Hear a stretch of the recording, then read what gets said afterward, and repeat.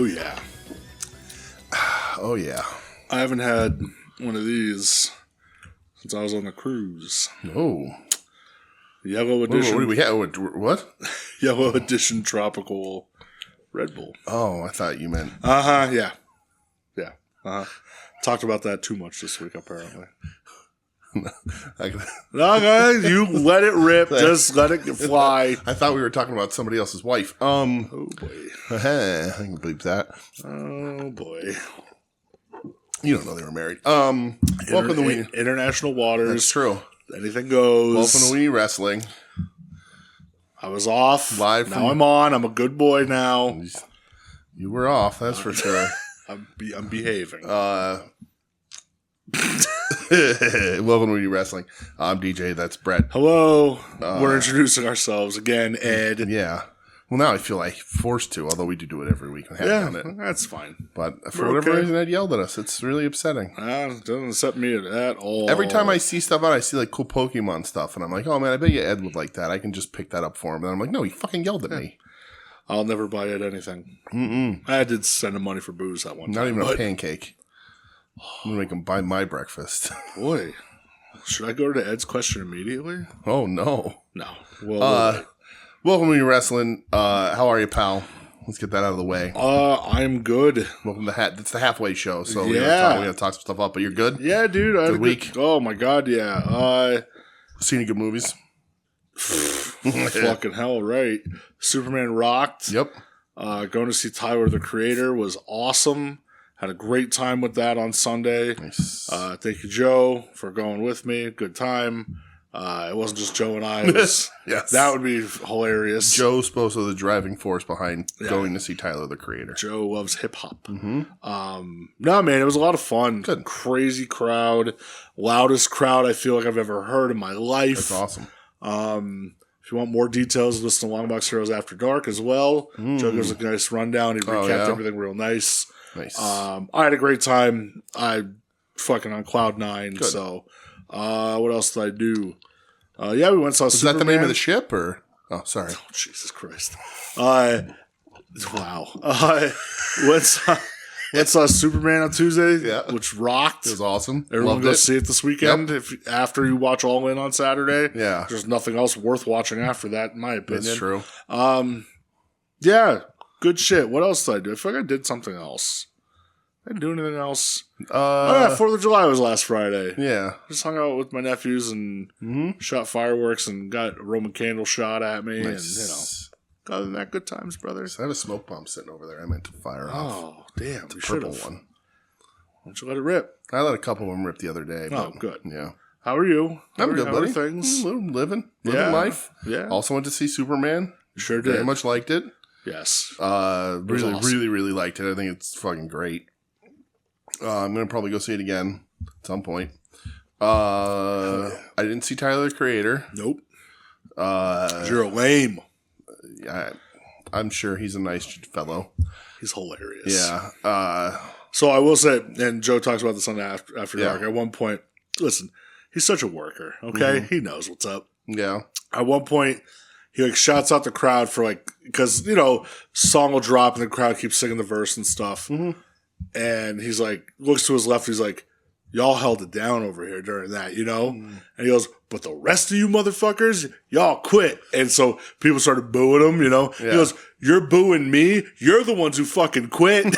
Boo yourself. It was so funny. Nice. Yeah, it was great. Oh, was that Wells Fargo? Yeah. Sold out. Not a fucking empty seat in there, man. Good. That's awesome, man. Good times. Good ass times. Yeah. I forgot how much I like Tyler, the Creator. Yeah. Good. And I've been listening for 15 years now. And it blows my fucking mind. Yeah. That's awesome. Yeah. It's nuts. Yeah. I went and looked at his set list from 2013. I saw him at the TLA. Wow, he's been around that long. Oh, God, yeah. Is he a Philly guy? No, California. Just coming through all the time. Yeah, California, but he... TLA, that's teensy. Yeah, I saw him at the TLA. Wow. Now I was selling out Wells Fargo Center 2 nights in a row. Yeah. Crazy. That's awesome. Love seeing it. Yeah. But yeah, Tyler was great. It was awesome.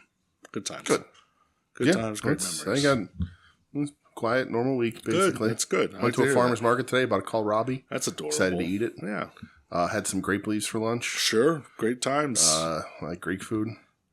I don't really. You know, like you're not I bought them from the Gyro King, the Hero King. Yeah, I mean, I'll like eat gyro, a gyro. Okay. I do love gyros, Yeah. but like other than that, No. Okay. I don't like olives. No, I don't like olives either. Yeah. If I gotta eat an olive, I'd select one of the Greek ones. But Yeah. What's the dessert that they do? the spanakopita? Yeah, I don't really You don't like that? It's flake pastry. Well, it's not. I guess that's not a dessert. It's flake pastry with like spinach in it. And shit. Yeah, I don't really fuck with What the that. hell's the other thing called though? We were looking at it. I don't remember. It's like it's another pastry with shit in the middle of it. But I like grape leaves. I like grape What's food. baklava? That's what it is. Okay, Baklava. yeah, Or baklava. whatever. Baklava. Yeah, whatever. I play baccarat. There I you know go. that much. Yeah. Brother did some damage the other night. Yeah, I'm just nice. gonna say that. You ever see the gambling dude with all the tattoos on his face who gets banned from the casinos all the time? No, There's some dude who's like a professional gambler and he I'll like, strive for that. but he tells stories all the time about how like he's been kicked out because he wins too much money. And he was, what a life. and he was like, he goes, I go to the tables and I figure out what they're doing to cheat me and then I beat it and then they tell me to leave. Yeah. And he goes, that's why I walked in one time and I lost $8 million on baccarat. And he goes, well, then I won $10 million and then they asked me to leave. That's insane. It took me that long to figure out how they were cheating me. And then once I did, I broke the system and Wow. and I was like, and then they're like, you got to leave. I'm like, all right, see ya. Saquon Barkley was at the casino this week. Our casino? Yeah. Doing what? He had a football camp up in Scranton. Oh, really? So he came down. I guess he met up with some Oh. people. My uncle was at the casino. He goes, I looked over and I saw him. I was like, that's cool as shit. That's cool. Yeah. All right. That's the Super Bowl champion. It certainly is. Philadelphia Eagle. That's right. Saquon Barkley. Cover of Madden. I'll be buying it. I'm literally buying it just for that. I haven't bought Madden in Get it years. graded, brother.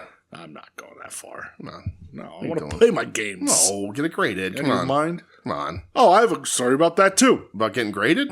Yeah. It's So graded on you. cross podcast. you were there with me with my Oh. Great Muda card. Oh, yeah. What the fuck? Yeah, that's Fuck stupid. you, PSA. Yeah. Pieces of Michael shit. PSAs.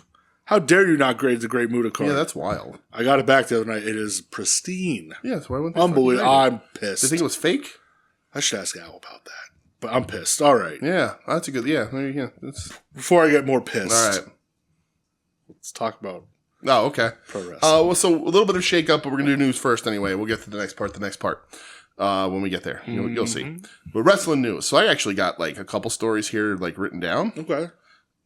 3 things actually, and then I'll Google the news. Well, do you have anything? You have let's talk about your thing, so everybody gets sad first. So, not so much news, but today the Players Tribune put out about a 35-minute video of the Briscoes. It's just interviews with Mark and taking around and Jamin's kids, Jamin's widow, Jamin's parents. Definitely heart-wrenching and very sad. Watch if you're ready. I want to watch it and just not. I told you I ugly cried over it today.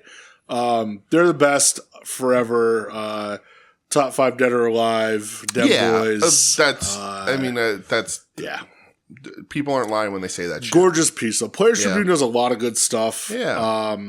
Haven't seeing the long form video about them though was it's hard. Yeah. It's hard, but still fucking incredible.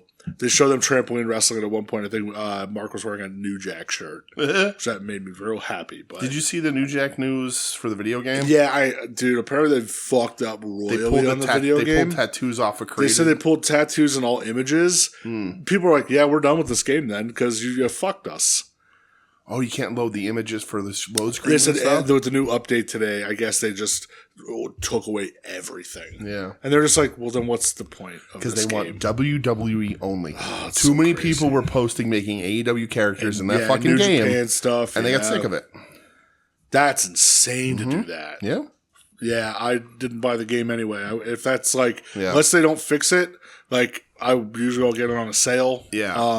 No I would thanks. hope they don't do this, but I could see them going back to the way some like the older games used to do it, where you would unlock parts to build specific people. Yeah, remember on like the old SmackDown games and stuff? Yeah, you're right. And so they go, we're going to have a huge roster of anything we own, but you have to get the pieces and build them specifically. We're not going to let you...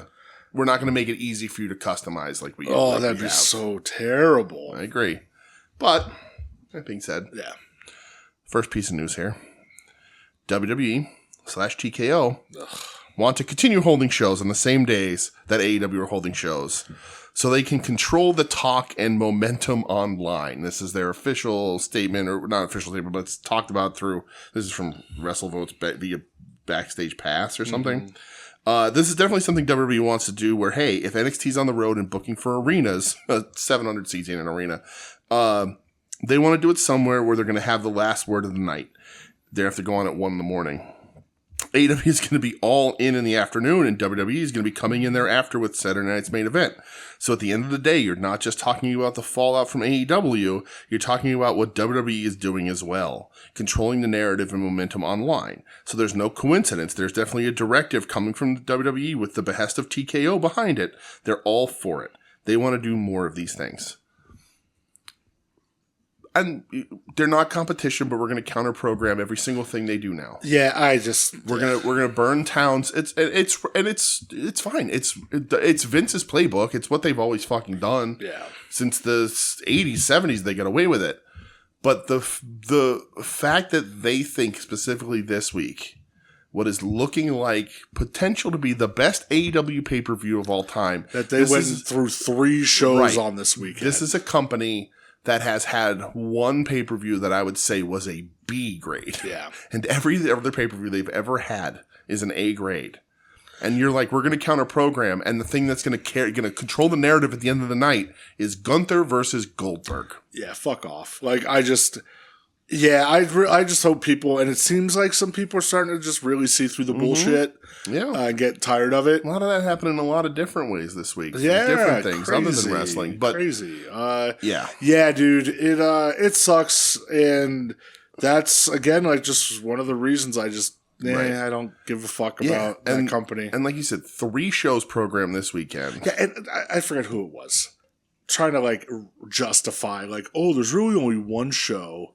Like, going head-to-head, and AEW, nobody's going to watch that one over it. Fuck, dude, stop. There's 2. There's at least 2, because NXT starts a half hour before. At 3 o'clock. Oh, I thought it started at 2:30. I don't know. I'm pretty sure it's 3 o'clock. It starts at 3. And then Saturday night's main event. Yeah. And then the show, the Sunday, whatever that is. Yeah, the Evolution show, the women's show. That's the women's show. Which apparently is not selling good at all. Well, and I've read that the women are mad. The women on the show are like, we're not just fodder. You can't just throw us. They get fucking slaughtered. Yeah. What is it? Great? Is it NXT Great American Bash? Yeah. Mm-hmm. That's sold 700 tickets.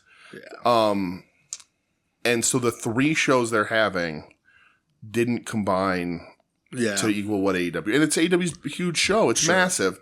And again, WWE's going to do running laps going, they didn't pull 60,000 in Texas like they did here. It's huge in the United States. They announced apparently that one NXT show is going to be the same fucking day as Forbidden Door. Yep. It's just like, dude, like, it's just gross. Stop fucking. And it's like, it'll stop when they get spanked. Yeah. Like when they get hit back hard enough, they're going to be like, we're changing these shows around. Like, look what happened. Like they should have learned this lesson with NXT because they tried to do it with NXT and then they had to cut and run. Yep. But like it's classic wrestling behavior, classic promoter behavior. But like, read the room. Yeah, I'm just happy Tony Khan, when they asked him about it this week, is just like, yeah, we're just focused on All In. Right. Didn't even mention it. Nothing. I was like, good on you. You'll learn a little bit. You know, that's the thing that WWE it didn't learn, and they're starting to do more of, is that they're not saying, hey, watch our shows. They're saying, hey, watch our shows instead of AEW. Yeah. So every time they promote that, they're also mentioning AEW. And people are going to be like, if WWE's going through this much, what is AEW doing? They're not competition. They're not competition, though. Yeah, right. And listen, we're AEW homers. We have been for a long time. Yeah. WWE has quickly, slowly, whatever, dipped out of our lives for the most part, other than the Vault. Yeah. That Vault. Oh my The Vault God. and Great Muta and Terry Funk Action Figures. Yeah, that's like it right now. I think it's foolish, but go ahead. Yep. Because AEW is on a heater. It sure is. They have their audience. Yeah. And they're doing fine. I agree. They're still not pulling Raw and SmackDown numbers. They may never. No. Because it's just different. The fandoms are so different and separated. But anyway, we'll see what happens. Yeah. Next piece. In a surprise announcement on their Claw Pod podcast. What? Too many Claw Pod? The fuck is that? Iron Claw, brother. Oh, dude, I was like, what? Ross and Marshall Von Erich have a podcast. I learned that. This is the news. This is the news is I'm partnering with the soon to be named network. Oh No, that's not true. It's like, geez, Any two dummies a microphone that can talk into it. All They right. will. Ross and Marshall Von Erich revealed that their father, WWE Hall of Famer Kevin Von Erich, has signed a deal with AEW. Good for them, man.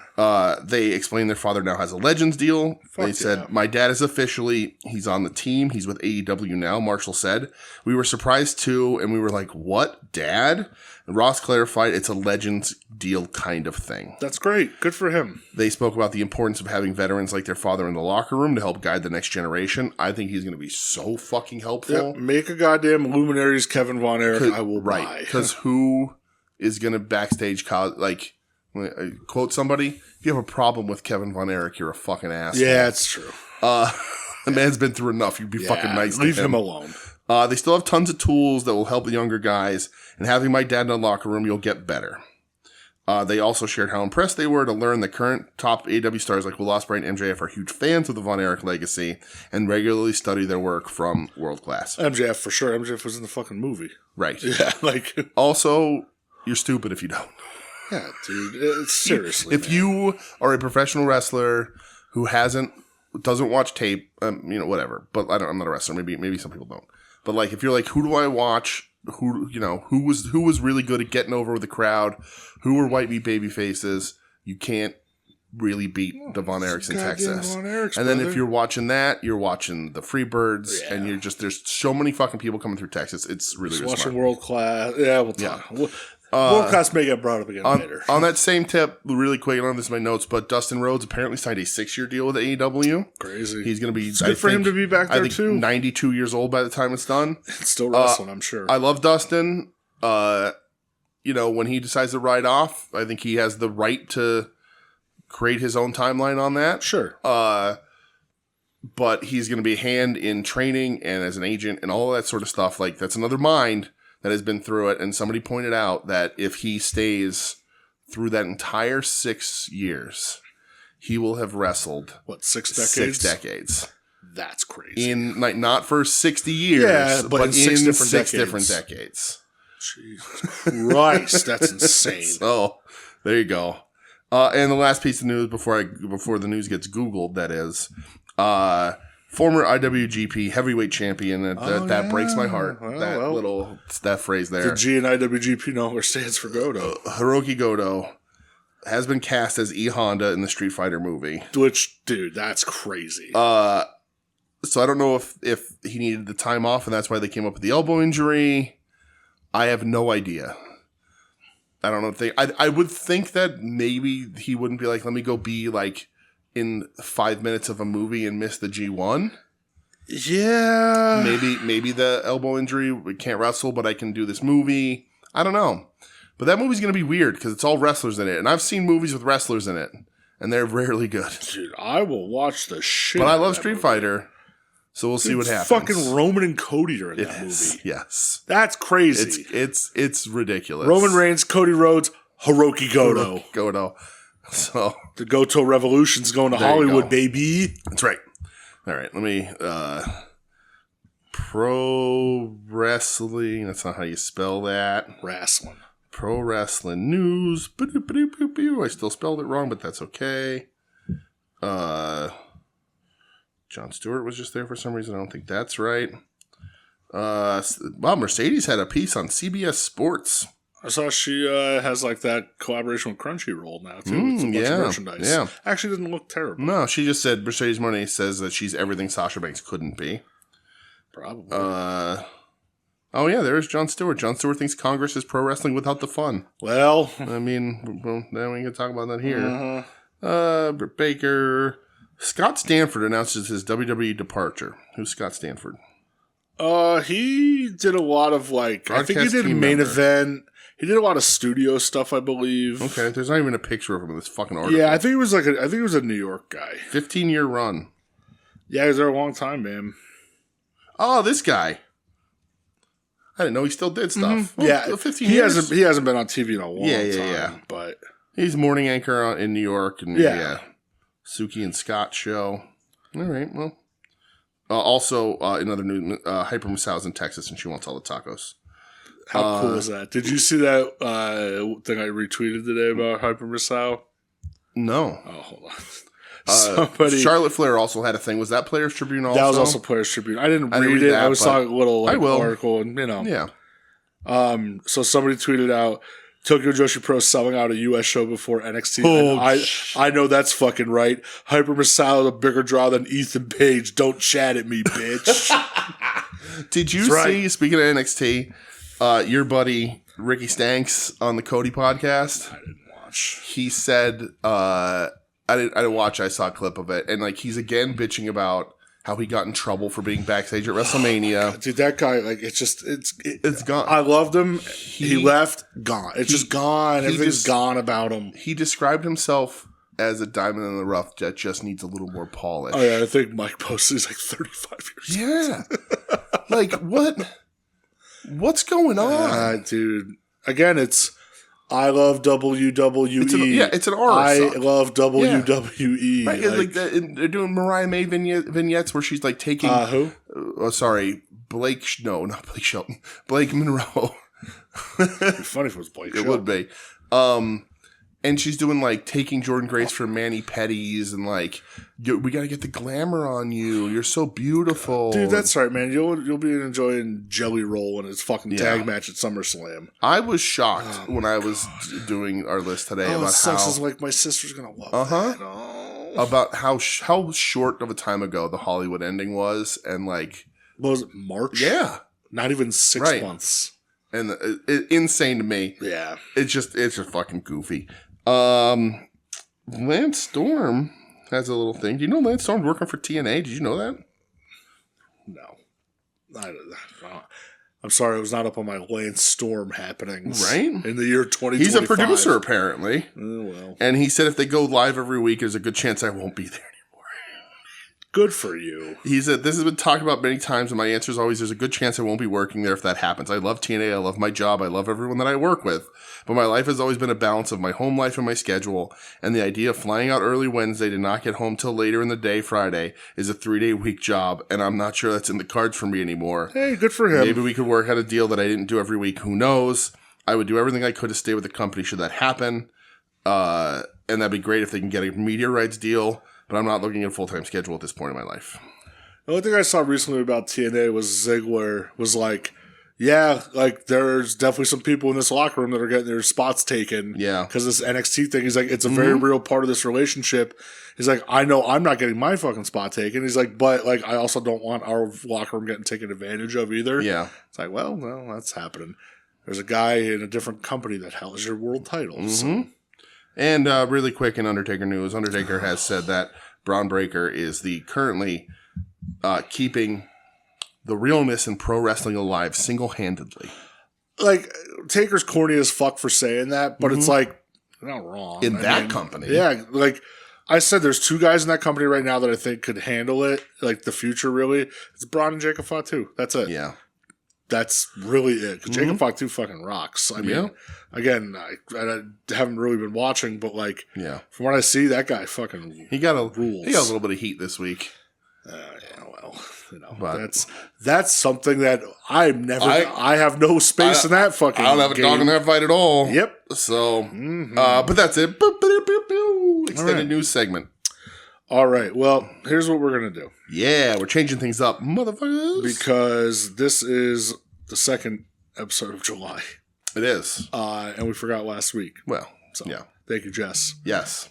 So we have, if you listened to the show last week, a couple topics we're going to run down, like a mid-year check-in. Yeah, we did it last year. Might have done it the year before. I don't remember. Yeah, just a little mid-year check, a little temperature check, see how things are going. So, what topic do you want to talk about first? I mean, I don't know, man. I mean, I have it in a particular order. Well, let's go in your particular order then. Well, just because I have, my order goes match, wrestler, lady wrestler, event, show, and then who to watch. I figured we should end with who to watch. Mine are the same. All right. So let's go. Let's start with event and show. Okay. How about that? Let's rock. All right. We top threes. We do top 5 at the end of the year. Okay. Just top threes, just to sort of see where we're at. And you want to change. you go. We want to do 1-1, 2-2, 2-3. How do you want to do this? We'll go back and forth. All right. You want to go 3-2-1 descending order? Yeah. All right. Cool. So my number 3 show so far for this year is AEW's Double or Nothing. That is my number 3. That is my runner-up. Okay, I didn't do runner-ups. I did a runner-up here because I wasn't told I was. It's the only runner-up that I have really, but it put there because I was stressing over which one of the 2 shows I wanted to put on the list. So that got. I'm going to say your other one's Revolution. So, Double or Nothing is my number 3 show so far. Yes. I wrote down a couple matches. You had Mercedes Moné versus Jamie Hayter in the Owen Hart final. You had that Ricochet Mark Briscoe fucking bloodbath that Mark hit. That Okada versus Speedball, which was like insanely good and surprisingly good. Anarchy in the Arena, which was the best one yet. Yes. And then you ended it with the Owen Men finals of Hangman Adam Page versus Will Ospreay, which blew the fucking doors off. Right. So yeah, that is my my number 3 show, AEW's Double or Nothing. Okay. My number 3 is AEW Dynamite 289 Spring Breakthrough. Okay, that's your number 3? That's my number 3. Okay. I guess that means it's on your list. We'll see. That had... So, do you want me to wait to talk about what's on it then? Okay, we will. Maybe. I'm taking the clues from Hardlore, where you can give it a call and we'll talk about that one later. Master Killer's number 5 on your list. It's going to be much higher on mine. We'll talk about it later. Yeah. All right. So number 2 is Stardom's All-Star Grand Queendom. My number 2 is Stardom All-Star Grand Queendom. The run on that show, the last 6 matches. It's the best. I was looking at the card again today, and I was just like, holy shit, I forgot how fucking crazy this was. I wrote it down. You had Suzu Suzuki versus Mai Sierra, where that was when they fucking killed each other. Suzu bled everywhere. Chihiro Hashimoto versus Micah in a Haas fight. Hanan and Saya Ida defended their titles against Suzuki and Koguma, which was fucking great. Yep. That Syuri beating Mayu Iwatani for the IWGP Women's Championship. Starlight Kid versus Azumi for the white belt, the Starlight Kid. And then fucking Saya Kamitani and Tam Nakano, career versus career. Yep. Fucking unbelievable. It might be the best 6 matches in a row anybody's done this year. Oh, easily. Yeah. That run, I couldn't believe it watching it. It's a crazy show. And every match just topped the net. It was just fucking nuts. Yeah. All right. Perfect. So that's both our number 2. That's my number 2. All right. So my number 1. Dynamite Spring Breakthrough. Oh, really? It's my number 1. Wow. Okay. A couple reasons. I like it. Incredible show. Maybe the best free television wrestling show of all time. I agree. I know, listen, there's other ones that hold more weight, and I can't really count it this way, like the Brody tribute show. I think that's one of the best wrestling shows of all time. This is the best weekly wrestling TV show I've ever seen. So this is going to sound maybe silly.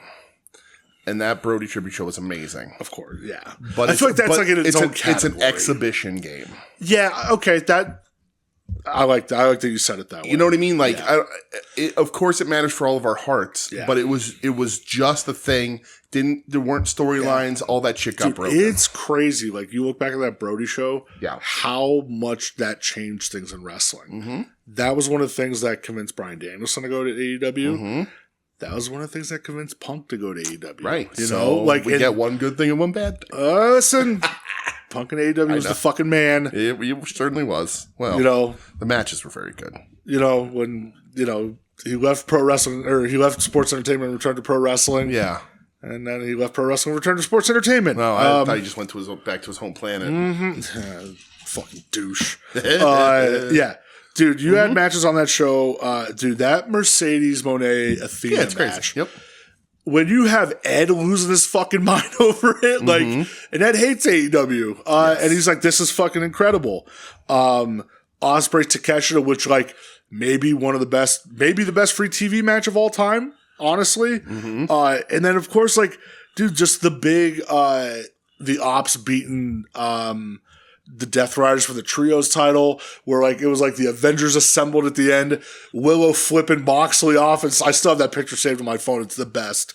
And that happening a couple days before WrestleMania. Yeah. That really was like a holy shit. Mm-hmm.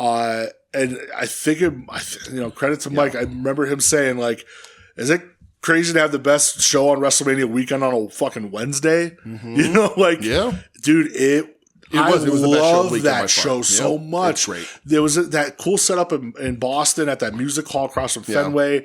Crowd was fucking electric the whole time. Like, whatever say about like Josh Alexander debuts that night. Mm-hmm. It was just like, holy shit, dude, this is fucking crazy. And they became the longest running wrestling show on Turner that night because that was the show that beat Nitro out. Yeah. And boy, did they go balls to the fucking wall that night. And I loved that show. I've watched that show a couple times. Like, I want somebody to put it on a fucking Blu-ray for me or something. Cause like, I love it so much, dude. That's my number one. Okay. Yeah. So my number one is controversial and was controversial for me. I flip-flopped all of these constantly. And there was a question I kept asking myself, and I meant to ask it on here. How can one so young be so bitter and angry? No. Sorry. Well, sick of it all for you? Yes. I was like, does a bad main event... AEW Revolution. Right.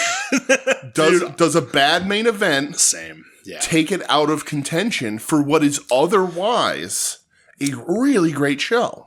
So I had the same problem with that show. And like I had Double or Nothing at number one. I put this back. I had Spring Breakthrough. Like I couldn't figure it out. And then I was like, the matches that are great on Revolution, unbelievable, are better than the matches that are great on Double or Nothing. Hollywood Ending, Ospreay and Fletcher in a cage, but Revolution has a terrible ending. One of like AEW, maybe their worst main event. But if that ending doesn't happen, it's tough. I agree. AEW doesn't come on the like they are. That was like we can't keep doing this. Yeah, that seemed like a bit of a turning point. That was the Death Riders have to start being more serious. We can't do this again. Yeah. And I'm dreading the day that Cope returns and hope that he doesn't take something. I hope he just maybe more on that later. But I was like, does that eliminate this from contention? Yes or no? I get what you're saying. And like by the end of the year, maybe it'll change because but Adam Page MJF. That has Mercedes Black Peach Momo on it, which was awesome. Yep. That was one of the times where we're like, oh shit, like Mercedes, this heater's a real thing. Swerve Ricochet. Great. Right? Okada Brody King, which was sort of like, it was a Brody King like, oh yeah, he could fucking hang. Yep. Outrunners Syndicate, not the best. Certainly not a 1.5 stars that fucking Meltzer rated it. But whatever. I mean, it did stink. But then it has the Hollywood ending, which is all-timer for AEW, best women's match they've ever had. Yeah. Got Mariah May to leave the company and work in front of 200 people. Good for her. Omega Takeshita, fucking awesome. Which also leads directly to what we're going to hear. Ospreay Fletcher, and that main event sucked a butt. One of just the biggest deflating things ever. But like, I was like, man, like that's 7, and like they like 7 on Double or Nothing, and that Double or Nothing, it's very funny. Double or Nothing has the Hurt Syndicate Sons of Texas, which isn't very good, fucking stinks. And then they have the Callis Family Paragon, which wasn't very good. Yeah, it was a match that happened. It's right. It's not as bad. Yeah, like Double or Nothing doesn't have the two matches that are bad on Double or Nothing aren't as bad as the ones that are on Revolution. But like Hollywood Ending, like Takeshi, like all that, I'm just like that cage match, dude, is unbelievable. Right. So that's where I went. And it honestly is a toss up between the four I named. Like that's why we were so similar. Yeah. Though, like, and I was even writing this list, and I was like, man, can I just put AEW's on a fucking heater, man? Yep, they sure are. But yeah, so there you go. I love the fact that one of those shows is just a weekly episode. Yeah, makes me so happy. I could not. Yep. I could not have it on my list. Remember, like everybody was fucking buzzing that night. Like, oh my god, dude! I remember like Discord's blowing up. Yep. Fucking text chains are blowing up. Yeah, like, dude. Oh my god, everybody was losing their minds that night. Absolutely. Yeah. All right. Where are we going next? So we'll do matches, and then 6 months is the last two. Right? Okay. Yeah. So you want to do wrestlers? Yeah. Who do you want to do first, men or women? Let's do the men first, and we'll do the ladies second. Take them both. I'm hardcore. That's true. Top three. All right. Starting from the bottom. My number 3. Yes. I am going with one Mr. Will Ospreay. Okay. He's definitely my top 3. Okay. That Fletcher feud was fucking awesome. I like the stuff he's been doing with Swerve and kind of getting involved with the Hangman. Yeah, I mean the Hangman shit for leading up to Owen. The Owen was awesome. Yeah, the guy's he's fucking got it, dude. He still has it. He ain't ever lost it. So yeah, number 3 is Will Ospreay. My number 3 is a guy that has decided in 2025 to do whatever the fuck he wants, no matter how much bodily harm it may bring him. And it is El Desperado. Well, that's my number 2, DJ. Despy is just having such a fun year. Yeah. And he's having 2 of the best death matches I've ever seen. Yep. And then he's having the 2 matches against Kosai Fujita that he's had this year. Bangers. And I'm like, dude, like doing what the fuck he wants. And he's writing blank checks for himself left and right. Yeah. New Japan's like, yeah, you can do a death match for the IWGP Junior title, and Tanahashi will be there to fucking hug you covered in blood. Present it. It's insane. So Despy. Yep, I agree. Despy's your number 2? Yeah, Despy's my number 2. That's fine. All right, we'll go back to my number 2, which is Sari. I thought we were doing men. Oh, sorry. Wrong way. Sorry. Aha! We are. You're right. That's because my eyes glanced down. My number 2 is Hangman Page. Well, DJ, that's my number 1. Okay, well, my number 1 is Will Ospreay. Oh, wow, look at that shit. We're reversed.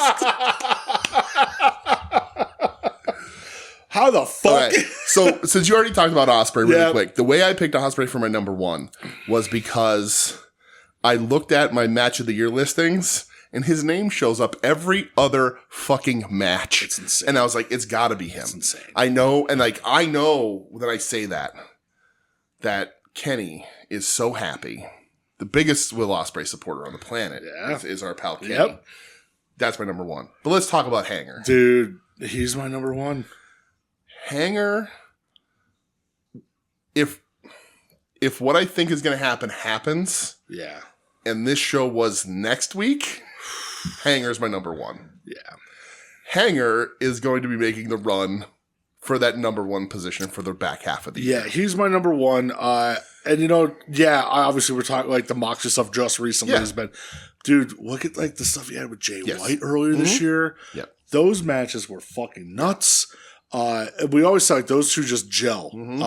Him and Ospreay this year. I mean, now with the like, it's so set up. Like, okay, so somebody described I forget what I was listening to. It might have been I don't know, some podcast where they're like, okay, Starrcade 97. You flew the plane all the way there. Great flight. All I gotta do is land this son of a bitch. Right. Here's how I feel about All Out, or All In right now. It's here. You flew the plane. Perfect flight. Yep. No turbulence. Right. Just land it. Well, everybody knows everybody knows the destination. Everybody knows when they got on the plane where they were going. Yeah, just get there. Smooth landing now. Yeah, just get there. That's all I need. Right. I need Hangman Page to be held up by all the baby faces at the end with the world title. Right. And yell Mamacita into the fucking camera like Sting did at Starrcade 97 for some fucking reason. Why not? That's all I want, man. There's a lot of things that I think are going to happen in that match, and we're not going to speculate here. That's not this kind of podcast. Yeah, we won't do that. But yeah, Hanger was given the opportunity. He was like, particularly after that Cope match, and granted, Hanger's been the Swerve stuff from last year, and he's been involved. Yeah. But like after that main event of Revolution, they were like, I think they were probably like, fuck. And Hanger was like, just come on, get on my back. Let's go. Yep. Like, I'll do this. And maybe that was always the plan. But like that dude has given the performance of his life. And I thought last year was the performance of his life. He's continuing to improve. And they're still building on that shit too. Like he's just crushing it. He is the face of that company. Yes, the face. He is the baby face. He's white meat. Yep. And it is going to be a really great moment when he holds that title above his head and his kids run to the ring. Whatever to happen. The Death Riders, good or bad, however you think about it, I think it's been more good finally than it has been bad. Way more good lately than bad. But it's time. It's got to end. You know what? It doesn't even have to end. Well, this story. It doesn't have to end. No, the story is over, though. Essentially, like but there's somebody that's coming back that can pick it back up. Yeah. This chapter. Yes, sure. We need to get to the next chapter. Yes. Yeah. So that's hilarious. That's the top three. All right. Ladies, although I already spoiled one, but go ahead. All right. So my number 3 is from Stardom, Saya Kamitani. Oh. Absolutely fucking crushing it. Yes. Holds the red belt. Like still just blowing me away with the heel work that she does because I never thought she'd ever do it, and she's just fucking crushing it. The series with Tam earlier this year was unbelievable. Yes. I just think that she's kind of carrying that company a little bit right now. And every performance of hers is amazing. She does a great pump kick too. She kicks the shit out of people. And she's like a recent sort of. Oh, she's put it together. Yeah, like exactly. It was one of those where it's like, oh shit, like they turn her heel. What the fuck are they doing? Oh, good job. Yep. You know, like that's a good decision. Yeah. She rocks, dude. Yes. I've enjoyed watching her so much this year. Yeah. So that's my number 3. Okay. My number 3 is Mercedes Moné. That's my number 2, DJ. My number 2 is Hangman Page. No, is we already know my number 2. But anyway, is Mercedes. That's my number 2. Mercedes again. If this is next week, we'll see. Right? Hold back 6 months. Sure. But like you can't deny the run. She's crushed it. She has crushed it. When she turned the cold heart of Marcus from Final Wrestling Place. Put a little crack in it. Right. Yeah. A little crack. Maybe not turn, but like a little bit of light shining through. She's got a handsome man on her arm. Damn right she does. All those belts, everywhere she goes, she's winning. Yeah. She's going to take an L eventually. Which is maybe it'll be this weekend. I don't know, man. She has creative control. Right. Yeah. Oh my God. But best streak at least of her career match wise. Most matches in a row that she's done good. She's just crushing it, dude. She started this year as sort of like is this gonna be good or isn't it? And now it's like this is gonna rock, and they all have. Yeah. Every TV, pay-per-view, Japan, Mexico, everywhere. Yeah. I mean, dude, versus Athena versus Jamie Hayter, just crushing it, dude. Oh my gosh, it's so good. I can't imagine anything other than her Tony Storm being epic. So I agree with you. Yeah, well, that was my number 2. My number 2 is Sari. Yeah. Sari is I think a little bit of a more recent contender on this list. Sari was either going to be... I was teetering with her and Saya, but I'm not saying I don't enjoy Sari, obviously. It's funny to me to see Mayu, who is amazing, obviously. But, like, you jump to Marigold, you slip away a little bit. Not that her matches aren't great. No. But she doesn't have that prestige. And it's fine. Good for her. But, she dominated enough. But Sari is having fantastic matches everywhere she goes. It seems like she's sort of landed in Stardom and is kind of going to be there. Yeah. And then doing her own produce, which have been phenomenal shows. So much fun, dude. Sari rules. Hunter fumbled. Fuck. She just fucking rules. So she's my number 2. Yeah, that's a great number 2. Yeah. My number 1, your number 1, Tony Storm. Yeah, there's no question, dude. We've often said Tony Storm is probably just the best wrestler on the planet right now. I think if I was to make a five, like, because the end of the year we don't separate, we do top 5. It may change, and maybe it'll change because there is a lot of really good women's wrestling going on. Yeah. But if I had to pick right now, top of all time, she's number 1. Doesn't matter who it is. Number 1, and honestly, it's not close. Nobody is as like Osprey's having incredible matches. He don't do the character work that she does. Like they're just nobody comes close to her right now. She's sustained. She's also sustained this fucking thing for how long? Yeah, it hasn't gotten stale. No, it gets super better. over. Yeah. And if and again, if this was a week later, who knows if this changes? But she is the most complete wrestler on the planet, and I mean wrestling.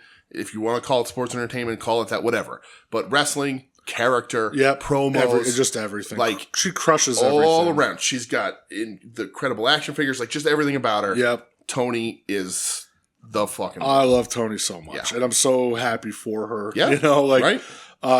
Just the most enjoyable part of every show. Her music hits, the crowd goes fucking crazy. Like, love her so much. Announced for WrestleCon in Jersey, which we are tinkering about going. I'm like really like I don't know that I'm going to have the dough to go and spend a ton of money. I explained to Joe, Lager's going to be there in full gimmick, and even he was like, "Holy shit!" But if I go and I want to, and like I think if you want to go, I think we just go. Yeah. And if we just pay to walk around, do the free ones. Amanada's doing a free one. I'd love that shit. Yeah, that'd be cool. But Jushin Liger, Tony Storm. and Tony Storm. Yeah, those are the 2 that I will pay for without thinking fucking twice about it. Yep. Yeah. Like, yes, please. Yeah.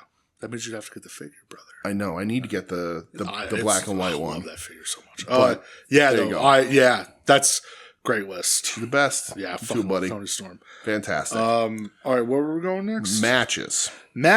Hey, mama. All right. Yep. Well, this one, again, this could have been all over the fucking place because we were talking before we went on air. Yeah. Maybe the best 6 months in ring in top 3 in ring wrestling years of all time. I agree. The start of 89, 97, 20, 25. Yeah, the start of 25, dude, has been absolutely insane. Right. So my number 3, I mentioned this show before. It was the main event of it. Saya Kamatani versus Tam Nakano. From All-Star Dream Queendom. My number 2. There you go. Perfect. Career versus career. We all kind of knew how this was going to go. Didn't matter. Didn't fucking matter. Super, emotional. If I could, even though it didn't make sense storyline-wise, and I know the one year I cheated and put the Briscoes FTR trilogy. Okay. That's all right. You could say all 3, but that last one it's was unbelievable. Fucking incredible. Yeah, I agree. And just to be the main event of that show, which again, the last 6 matches, it's just an insane run. Yeah. I loved it. I loved every part of it. Really put the stamp on Saya as the real true heel here. Yep. That is my number 3. Okay. And that's your number 2. It is. My number 3 is Fluorescent Light and Glassboard Extreme 3-Way Death from the Barb Sasaki produced, Barb Sasaki refereeing life 25th anniversary Crazy Fest. That's perfect. El Desperado versus Jun Kasai versus Masashi Takeda. Yeah. I think this is slightly better than the Jun Kasai Despy that just happened. Not wrestling wise, but ghoul wise. I get that. So this is my favorite death match of the year. This might be one of my favorite death matches ever. I fucking love it. I love what Despy's doing. And I like the Despy and Jun Kasai respect each other. And Takeda came into this match without any of that. Yeah, I'm going to beat the fuck out of both of you. Right. Yeah. So that's my number 3. Watch it. That Barb Sasaki show. But Despy again, taking great fucking shit every year. So really good deathmatch. Limiting this to 3 right now really fucking hurts because I have 15 contenders. There's a match I gushed about weeks ago. It's not in my top 3 right now. Again, end of the year. Who knows? Right. What's your number 2? So my number 2 is the Owen Hart men's final from Double or Nothing. Hangman Adam Page versus Will Ospreay. Almost my number 1. So close. Which means that it should be my number 2, but no. Yeah. I fucking love this match. They're so physical. Mm-hmm. And like this was like the which way is it going? Yeah. This can go either way, and I'm satisfied. And for Hanger, like to get that win and just go, here we go. Mm-hmm. Now we're fucking on the road to Moxley. You know, I loved it, man. These two together, they lived up to the hype, exceeded the hype. Honestly, agreed. And yeah, it really was like the kickstart, not the kickstart, but just like the extra like. Here we go. Here's Hangman. Let's fucking rock. Yes. I love this match so much. Yeah. Crowd was super into it. Yep. They worked well. That Styles clash off the apron to the floor was gross. Yeah, I thought this is my number 2 for sure. Okay. We talked about my number 2, Tam and Saya. Yeah, what was your number 3? My number 3 is Despy, Kasai, and Takeda. Oh, that's right. My fault. What's your number 1? My number 1. Let me see the dates right on this. I have the dates written down. Mm-hmm. My number 1 from January 5th, 2025. Oh, okay.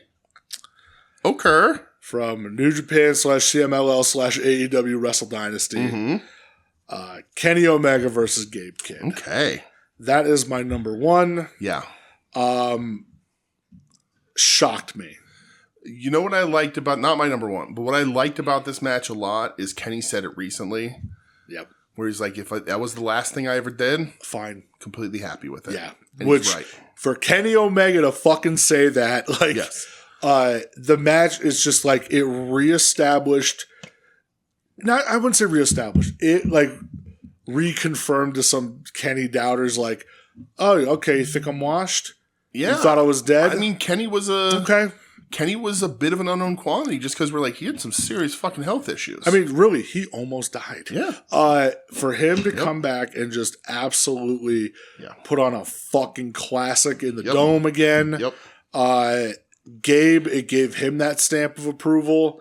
You know, him walking out like, and Tanahashi just bawling like a baby. Mm-hmm. You know, and like those two just looking at each other, just like, still, oh man. Yeah. Amazing stuff. You know, this was New Japan Kenny, which is a different fucking animal.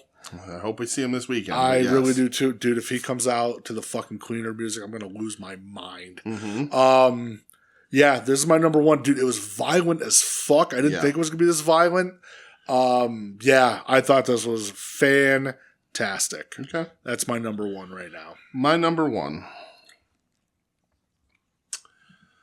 From January, February, March, April the 4th. Or April, that's the 4th month. April. Yep. The 16th, which is a Wednesday. Oh. From AEW Dynamite Spring Breakthrough is Will Ospreay versus Takeshita. It's unbelievable. It is, we said that was the best free TV show maybe ever. This is maybe the best free TV match ever. Oh, I think it is, for sure. And that weighs the ranking a little bit for me. Sure. Like, the fact that these guys were like, we ain't holding back for TV. We're going to fucking give it to you. It was an Owen Hart, like, semifinal or whatever it was. I believe so. Maybe, I don't know. It was... Or quarterfinal, I don't know. Semifinal match for the Owen Hart tournament. Dumb Meltzer gave it 5.5 stars. Yeah, like, it's probably the 2 best in-ring workers in the whole world right now are these 2 guys. I'll give you that. They're at least in the fucking conversation. Yeah. And it's funny to say that because, like, Take isn't on either of our lists. It's just because it's how he's being used, not his ability. Yeah. The things he achieved. Take is going to make the list if he does what I think he's going to do in the G1. Yeah, win the whole fucking thing. If he wins the G1, then he's number 1 for the back half of the year. Probably, yeah. But, like, unbelievable. Yep. Both of these guys going for it. 2 guys that can have great matches with anybody. Take just fucking kills it. I love that dude so much. Yep. And, yeah, but he's, to me, probably pure in-ring best dude right now. Other facets he's never really going to have. He's not going to get a character. He's not going to have, a ton of stuff. Like, it's just what it is. But, God, that guy. And the schedule that he keeps, all that shit. But this match from Spring Breakthrough, absolutely fucking fantastic. And I can't wait for the eventual him versus Okada match. Yep. Because it's going to happen. But yeah, that match is fucking unbelievable. Yep. Again, like best TV match of all time. You didn't have to pay to get it. Unbelievable. You can go on HBO and watch it right now. Sure can. You can watch the match of the year for a subscription to HBO or just if you have a DVR on fucking TBS or TNT or whatever the fuck. Yep, I agree. All right. Last category. Yeah, so 3 to watch. All right. So my number 3, which I believe was your number 2 women's wrestler, is Saree. Okay. Like you kind of said, feels like has landed in stardom for now. Yep.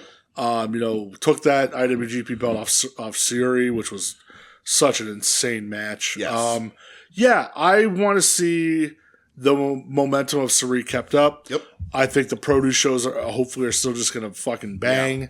Yeah.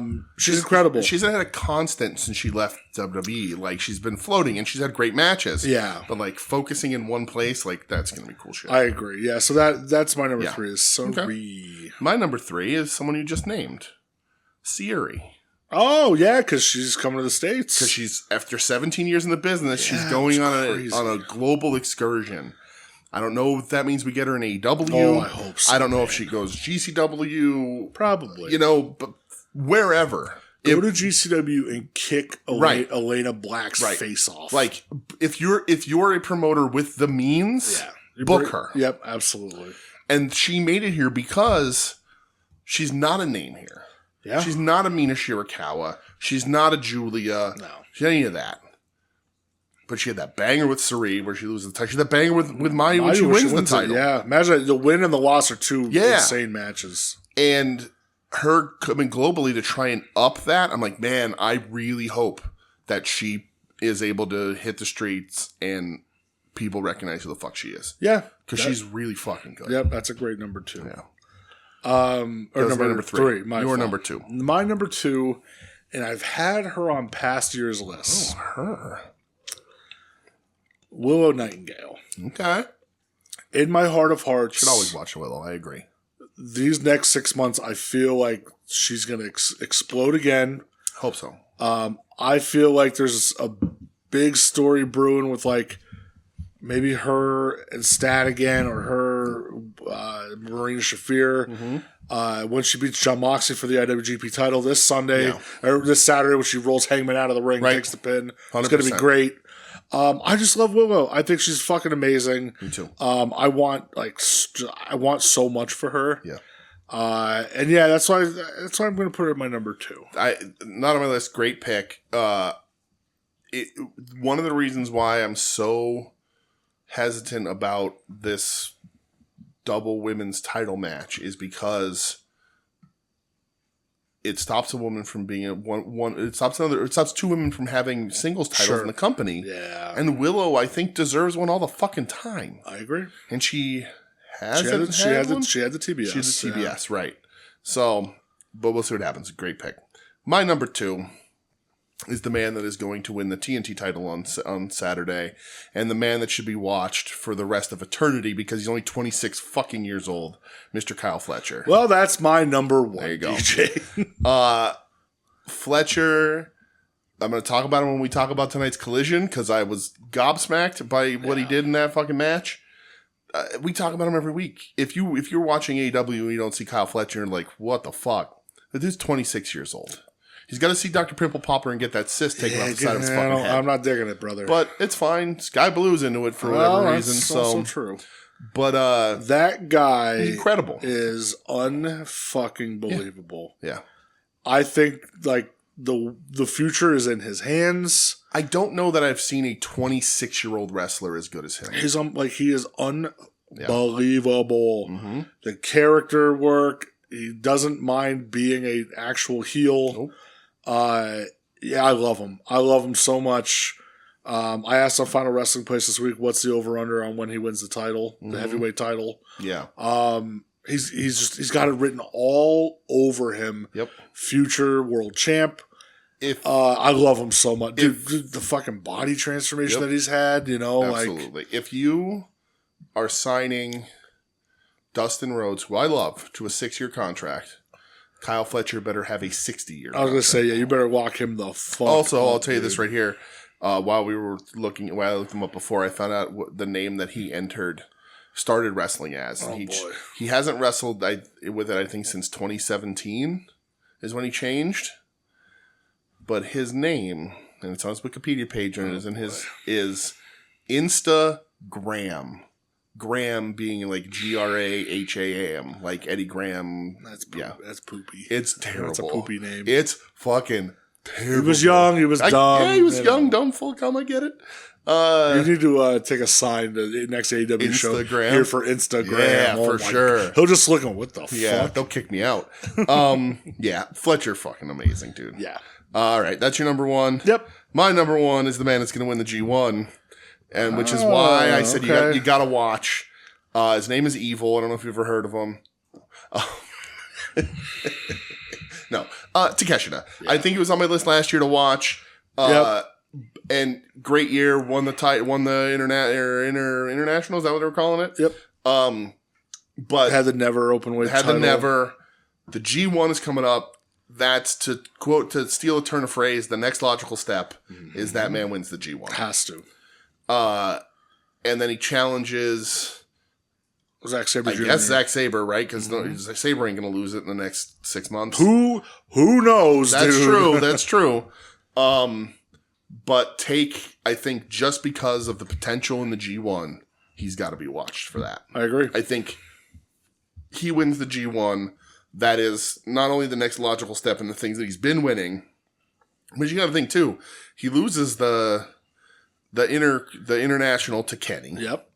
He loses the never to Oleg, who is there. Like, Japan loves him. That's not a shot at all. That's no. We're trying to get this kid over on your back, and we got to get you out of this title because we got bigger plans for you. Yeah. The next step, the next elevation in this guy's career is winning the G1. I agree. Yep. And I know in the past that New Japan has sort of been reluctant for not homegrown New Japan guys. Key example, Tomohiro Ishii. AJ, Big Boom AJ's best friend. The Rizzler's best friend. That's true. But he's just, you can't deny that dude's fucking talent. Man. I agree, man. I love watching every match he's in. You know, he's the fucking man. He is that guy that, like, I know he's got the triple contract or whatever. But like, that's because nobody, like, we'll take whatever we can out of him. Yeah, right. Because any of those companies, particularly if New Japan was able to get him single, he would already be champion. Yeah, I agree. So that's Takeshita. Yeah. So I'm with you. Great list. Well, watch those people. Fun mid-year check-in. Yes. So before we get into wrestling, we'll get into a question. Oh. Shit. From one Mr. Tim. I was excited for a second. And now the Tim Taylor question of the week.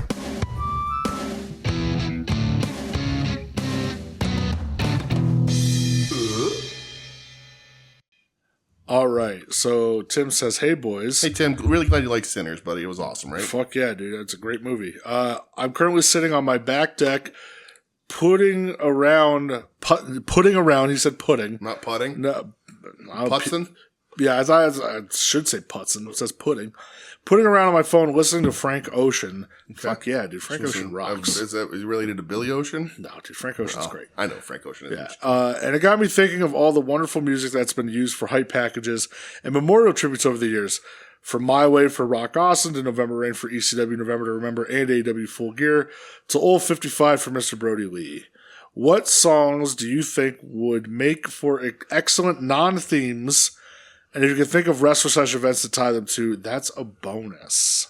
Love you guys. Tim, when you start thinking, it's dangerous, buddy. Not in a good way. Oh. But it's a cool question. It is a good question. It's one that, like, I don't know, man. That's fucking tough. It is tough. It's tough because, like, you think themes, like, for entrance music, and that's not what he's saying. No, and that's where my mind goes, too. Right. Because I would immediately say somebody should use Ringworm Bertha's Pain. Or they should use Crowbar Existence as Punishment. Yes. That's a good question. It's a great question. It's to tie it to, like, an event? Yeah. I mean, if AEW was able to some way steal the rights to Halloween Havoc from the WWE, and they did Halloween by the Misfits as the theme to the show. Or Halloween 2. That'd be very funny. See, like, it's hard with, like, because I mean, obviously listen to a lot of hardcore. A lot of hardcore is very fast. We're not big anthem people. Yeah, I'm not. Yeah. There's this really good, like, techno song by this guy named Gary Glitter. I don't know if you've ever heard of him. No. Jesus Christ. Gary Glitter, the New York financier. Oh, yeah. That same Gary Glitter? The same Gary Glitter? I would do, just because it's in my brain right now, I'd love, like, a recap video of Swerve and Hanger's feud to Tyler, the Creator's new magic wand. Okay. Because it's like, it's not like I don't know. It's a cool song. I think that'd be cool.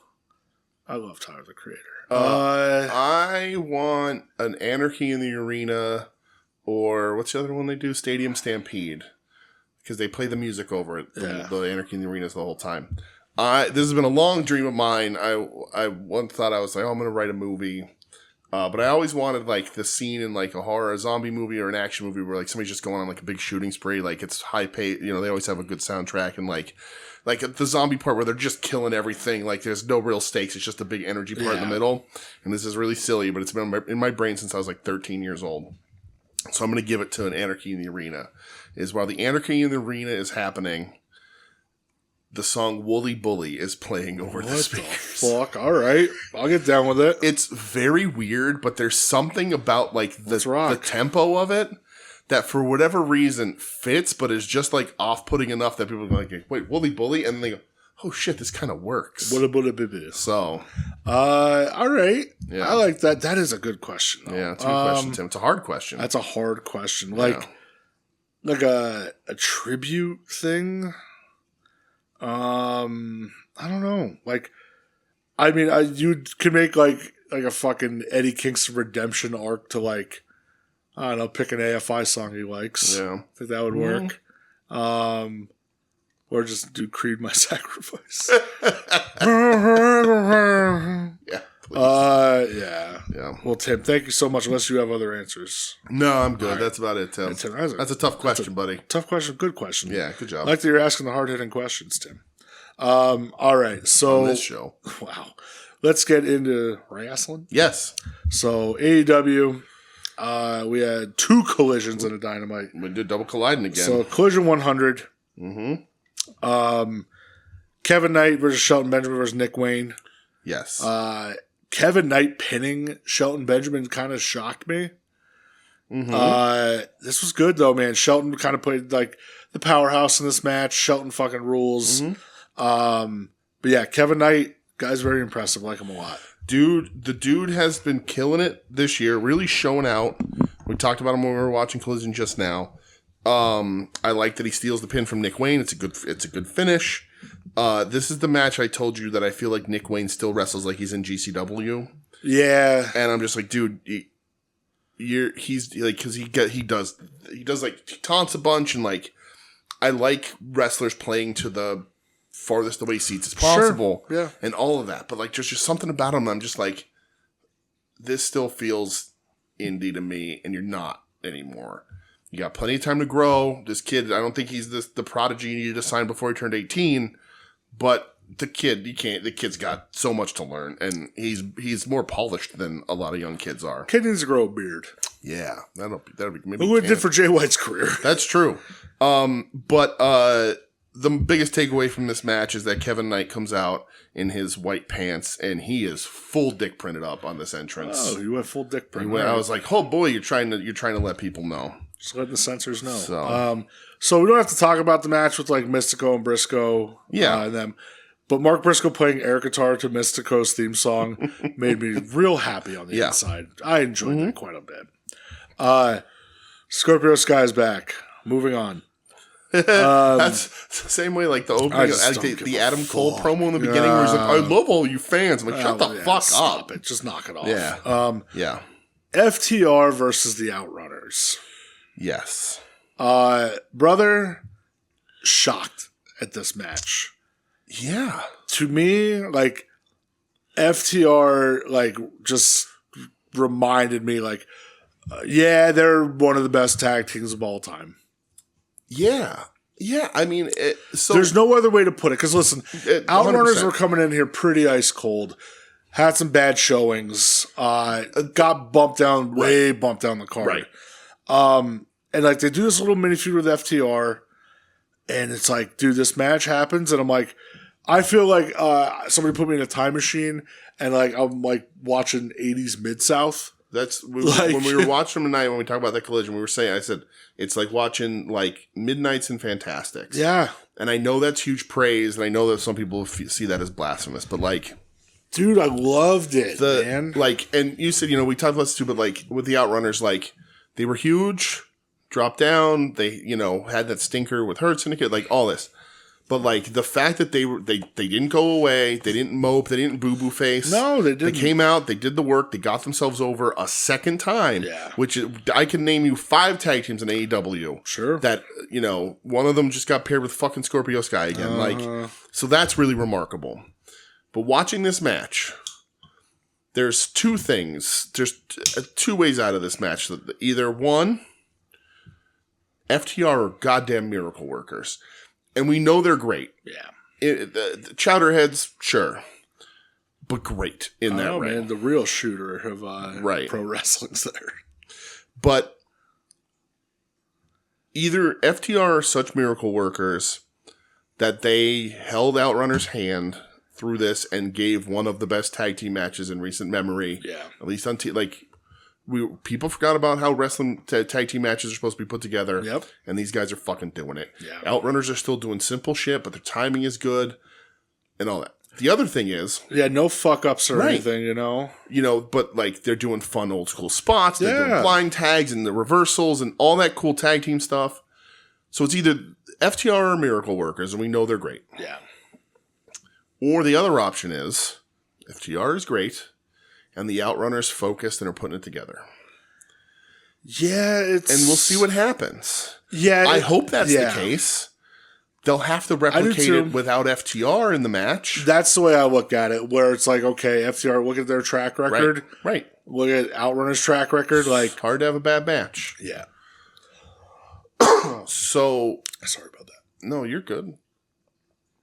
So if they, after this is done, and again, it's going for a little bit more at least, but after this is done and they can put it together against other people, then maybe they're, like, got that, again, they're never going to be the best in the world, but, like, they could just put that a little bit extra together. Yeah. They're a really dangerous team. Yeah, I mean... Because the crowd's behind them, they got a good look. Was it Turbo that got color, or was it Truth? I don't know. Who's the Truth shorter one? is the shorter. Okay, he gets good color. Yep. You know? Absolutely. The crowd was red hot, dude. And that's, I said, like, I feel like I'm watching fucking Mid-South right now. Like, crowd's behind them. They got good merch, those headbands, all that shit. The meat spin shirt. Right. The meat spin shirt, like, all that shit. Like, we could see something out of these guys. They have to put it together with other people. They do. But, and like I said to you, if not, at least they're smart enough to know that they can get their name up here so that if it ever ends, they can go out onto TV or out in the indies and be like, we're the fucking Outrunners from TV. It'd be huge on the indies. Right. Yeah. Like, these are dudes that were on that fucking Wrestlers OVW documentary in, like, the background and shit. Yep. They were pushing Cash Flow and slap fights, Hollywood, Haley J.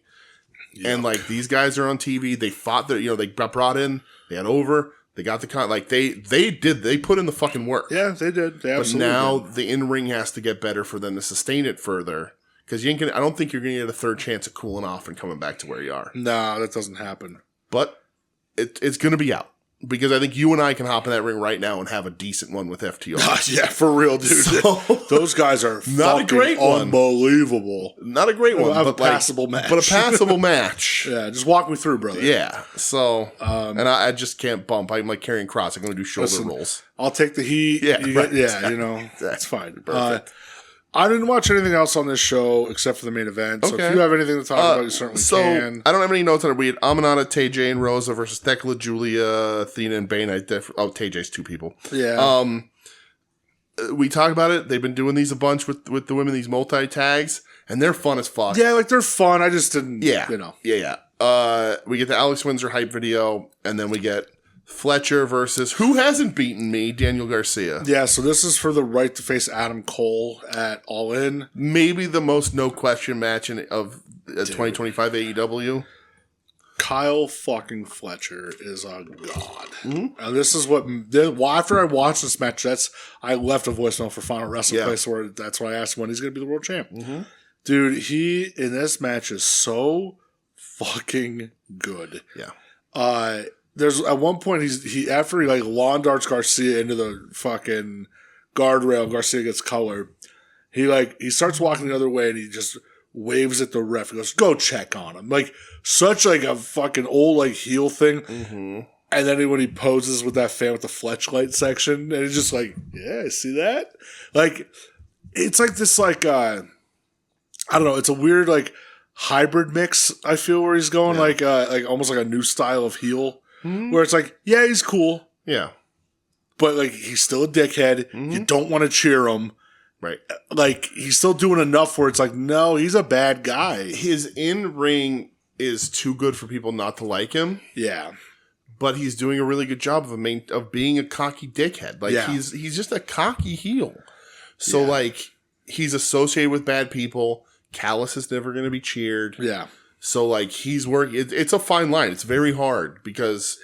For him to be doing it, though, unbelievable. Yep. I love everything he does, man. Me too. He is fucking awesome. The match is really good. Even Daniel Garcia is very good in this. Yeah, Garcia's really good. Like, you know, I know there's some talks about Garcia today in the Discord, and he's just still that guy where it's like... we talk about him every week on when he wrestles. Again, like Marcus said, like... I open the refrigerator. I know what's in this fridge. Yep. I don't know why I keep opening it. Yeah, I don't. Like nothing's taken out, nothing's put in. It's just I don't know that he has what it is. The ability to make it to a next level. He had that MJF feud where he was like showed fire and stuff, but like maybe just hasn't been given anything. I don't know. It's tough, man. Yeah, it's hard. He's gonna be a dude, at least now, unless he finds that next level, that next gear, or something catches on. Because like the dancing didn't catch on the way it should, like he wanted it to, not the way it should have, but like all that sort of stuff. But like this guy could be doomed to be like a more over Barry Horowitz, where it's like he's really good in the fucking ring. Yeah, but we never saw that next level out of him. And Barry Horowitz is a little mean. Barry Horowitz is getting his praise now. Yeah. But, like, it's... I know what you mean, though. Like, is this dude a really good wrestler, or is he a hell of a hand? Like, is it just he's a good guy to have around? Yeah. Because you need him to make other people look good when he's taking L's. Like almost like a Chris Candido. Yeah. Like, in that same vein where you say, like... He's a great wrestler or a hell of a hand. Yeah. Because Candido never got the ball. Well, but the difference is, like, and that's a good comparison, but, like, even then, it's like, nobody wanted to give Candido what he should have had. They're giving Garcia the opportunities, and he's not shit in the bed. No. But he's not showing anybody. Something's just not clicking. We're not seeing that extra fucking level. It's weird, man. I know. It is very weird. And he's got to, like, there's a couple things he's got to do. Maybe he could put on some size. Or, you know, find a character. I don't know. And, like, the company seems to be reluctant on the Daddy Magic stuff. Because, like, Daddy Magic, I understand he's a wrestler. He's a very good wrestler. Yeah. But, like, who cuts heartfelt promos? Like, there's two guys that do better than Daddy Magic does. And, like, so I don't know. I'm with you. I don't know. I agree. You know where he's at? Him and Bowens are very similar right now. DG's higher because DG's had more opportunity, but it's like you got all the tools, man, but why aren't you catching on? And then like Bowens even on the show did that fucking promo with Billy Gunn where he's like, I don't try, and like this is what we're doing. Yeah, not very good. Like you're panicking now because Max Caster is getting way more fucking over than you. It's just crazy. But a good main event. But Fletcher, Kyle Fletcher is the 3 minutes the fucking pay-per-view. This should be against Adam Cole. Beat the shit out of him, please. Yes. So we go to Dynamite. Tony Storm, Mercedes Moné have their little sit down face to face. I thought this was good. Do you know the two things that come from Texas, Brett? Tony Storm's one of them. What a line. You know what they are. You don't have to say them. No. Okay. Yeah, but Tony Storm. All right. What a line. Great Oh, line. God. She's the best. Yes. Just say Tony Storm doesn't have horns. It's true. Yeah, this was real good. I love the end where Tony just goes, "Eat shit, bitch." Yeah, that Tony fucking rules. rules. Dude, I have such, like, good expectations for this. I am so torn on who wins. I've gone back and forth. My brain says Tony wins That's where I'm at now. to retain, Yeah. but I don't know. That's where I'm at. Yeah, that's But where so- I'm... Mercedes belts aren't on the line. No, it's just Just Tony's Tony's. belt. Yeah. Mercedes hasn't lost in this fucking company. Nope. Who's going to handle that L other than Tony right now? Feels like that's the only one. Unless you do it to build somebody up in a shock.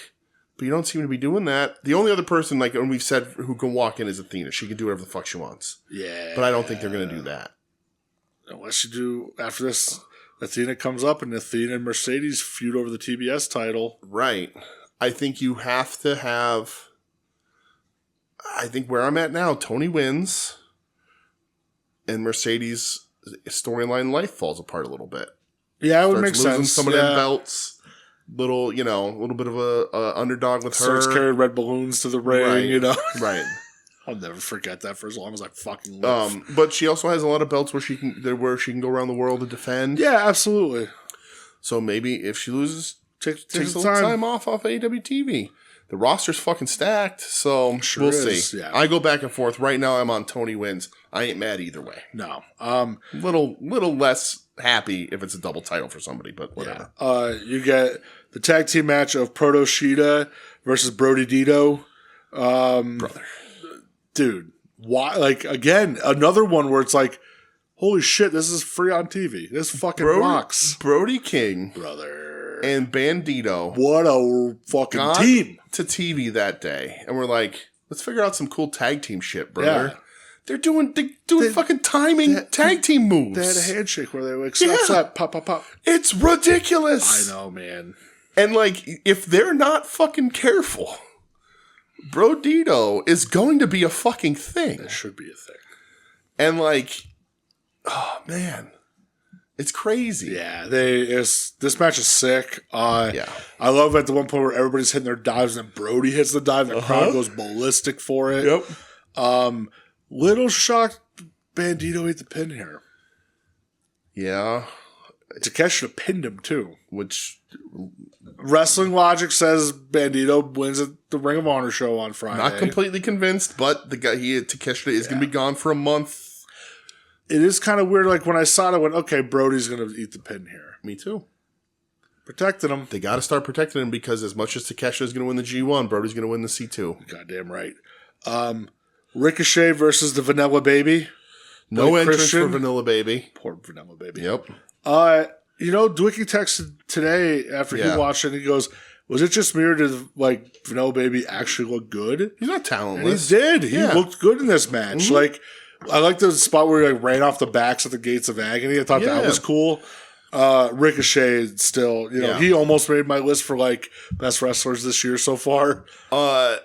I mean, He's fucking like comeback wrestler of the unbelievable. year. I don't know if we ever did that. Like, Yeah, that's dude. him. Yeah, 100%. For sure. But yeah, this was a lot of fun. was, and then the Gates and Ricochet, they stand tall together. Yeah. So I don't mind that pairing. Let's shave them heads, boys. I said bald. Let's go. That was the pairing. I said, like, the only guys that make sense to go with Ricochet at this moment are those guys because they can be intimidating. They shouldn't fucking talk. Yeah. So yeah, that's that's what it is. Yeah. I liked it. Yeah, we go backstage. Max is back there getting ready to come out for the talkie talk. Yep. MVP says, all right, we got to go handle, get a photo shoot with the tag titles, whatever.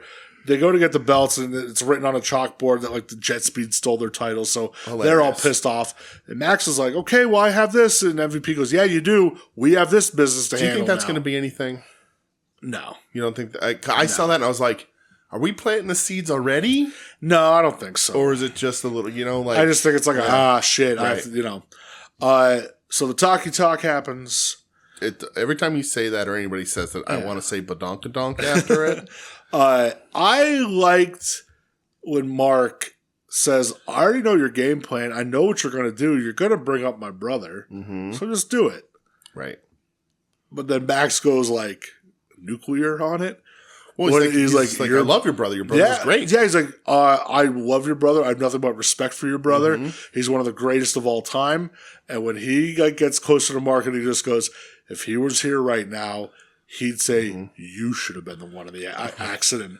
Well, and he said the only thing that I feel bad about for your brother is that he has to be the one up in heaven watching you become what you've become. That was like, yeah. What a way to get there. I thought it was such a better way to get there. I agree. Instead of just taking like the low-hanging fruit with it. Especially as he opens this promo with, you don't throw rocks at the guy with the machine gun. And I was like, listen, fucker. It's on purpose. I know he's it a big is. Piper Mark. I know, and that's fine. Yeah. But like, I just want him to know that like, I know what he's doing.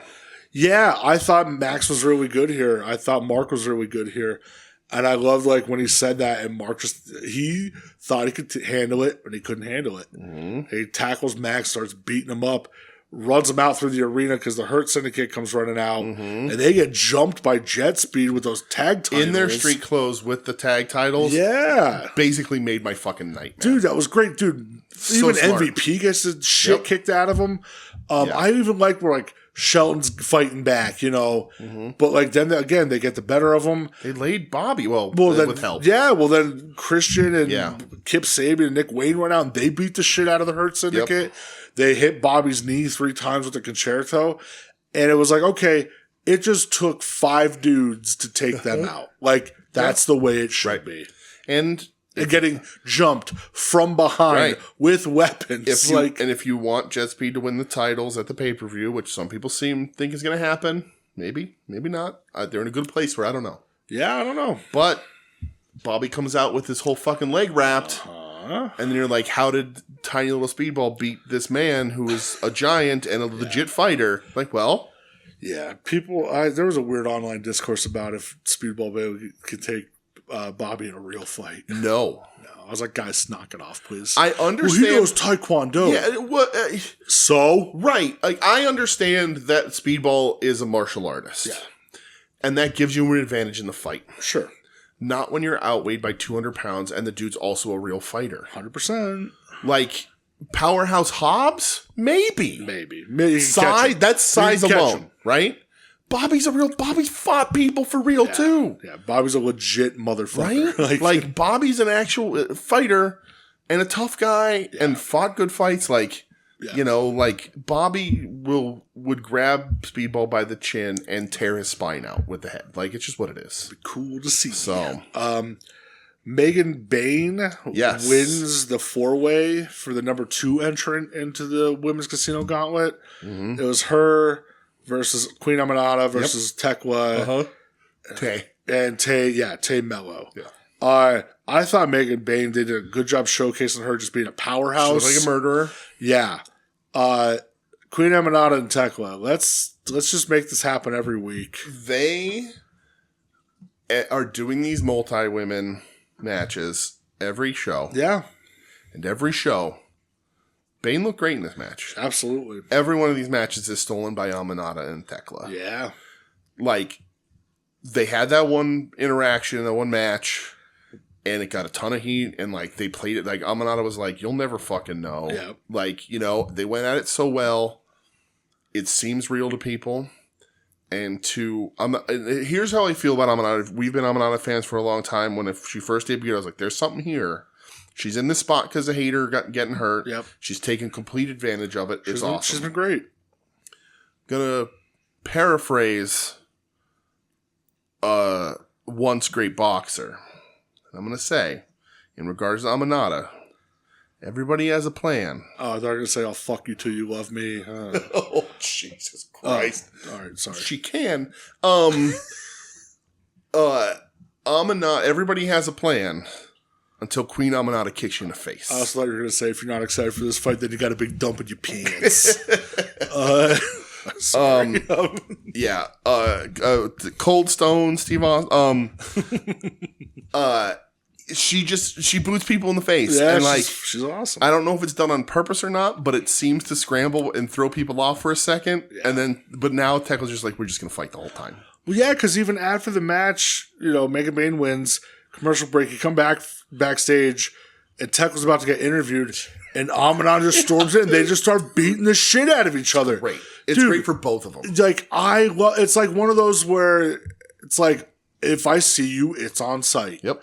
I love that. Yeah. I think wrestling needs more of that. This women's division is maybe the hottest it's been in AEW. Yeah, you know what? Like, so in my spare time this week, I've been watching a lot of like Nick and Nate Diaz stuff. Well, poor I fucking love the Diaz brothers. Is so it much, Nick dude. that's like yeah, wife left him, he's in rehab again, and man, the UFC did him so fucking dirty because he smoked a little weed. Mm-hmm. I love the Diaz brothers, and John Jones unretired. Yeah, fuck him, dude. I love the Diaz brothers, and I think it was Donald Cerrone was getting interviewed, and he was just like, I know those two are real motherfuckers. And he's like, if I see them on the street, I know, like, it's a brawl. It's on.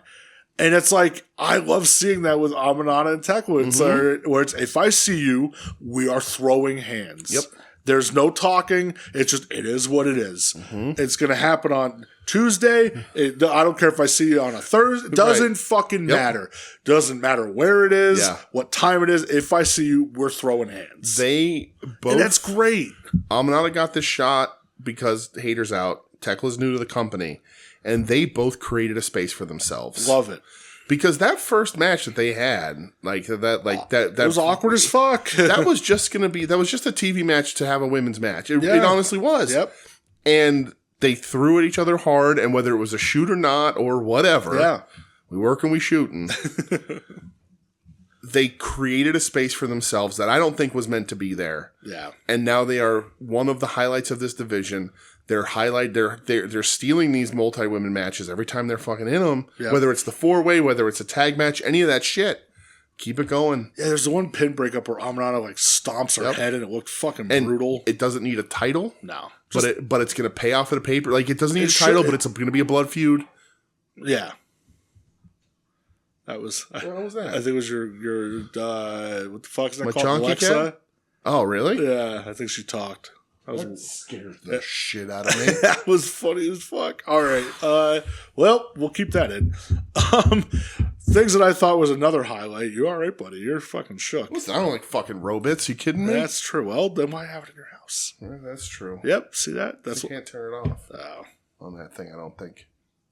I don't know. Yeah, you could. Well, maybe. On my Google Nest, I have that turned off with the microphone. That's what that is. Yeah, you can turn it off. Oh, okay. I'm going to do that. Just stop fucking listening to me. I'm going to do that. All right, so after you're done shitting your pants, they get broken up, and Mark Briscoe comes running in. Yeah. Cuts maybe the best promo of all time. It's incredible. Just screaming. Oh, and his words just... Every fucking word, he's getting more worked up, and at one point, he's just at the end of it, he's just going into the camera.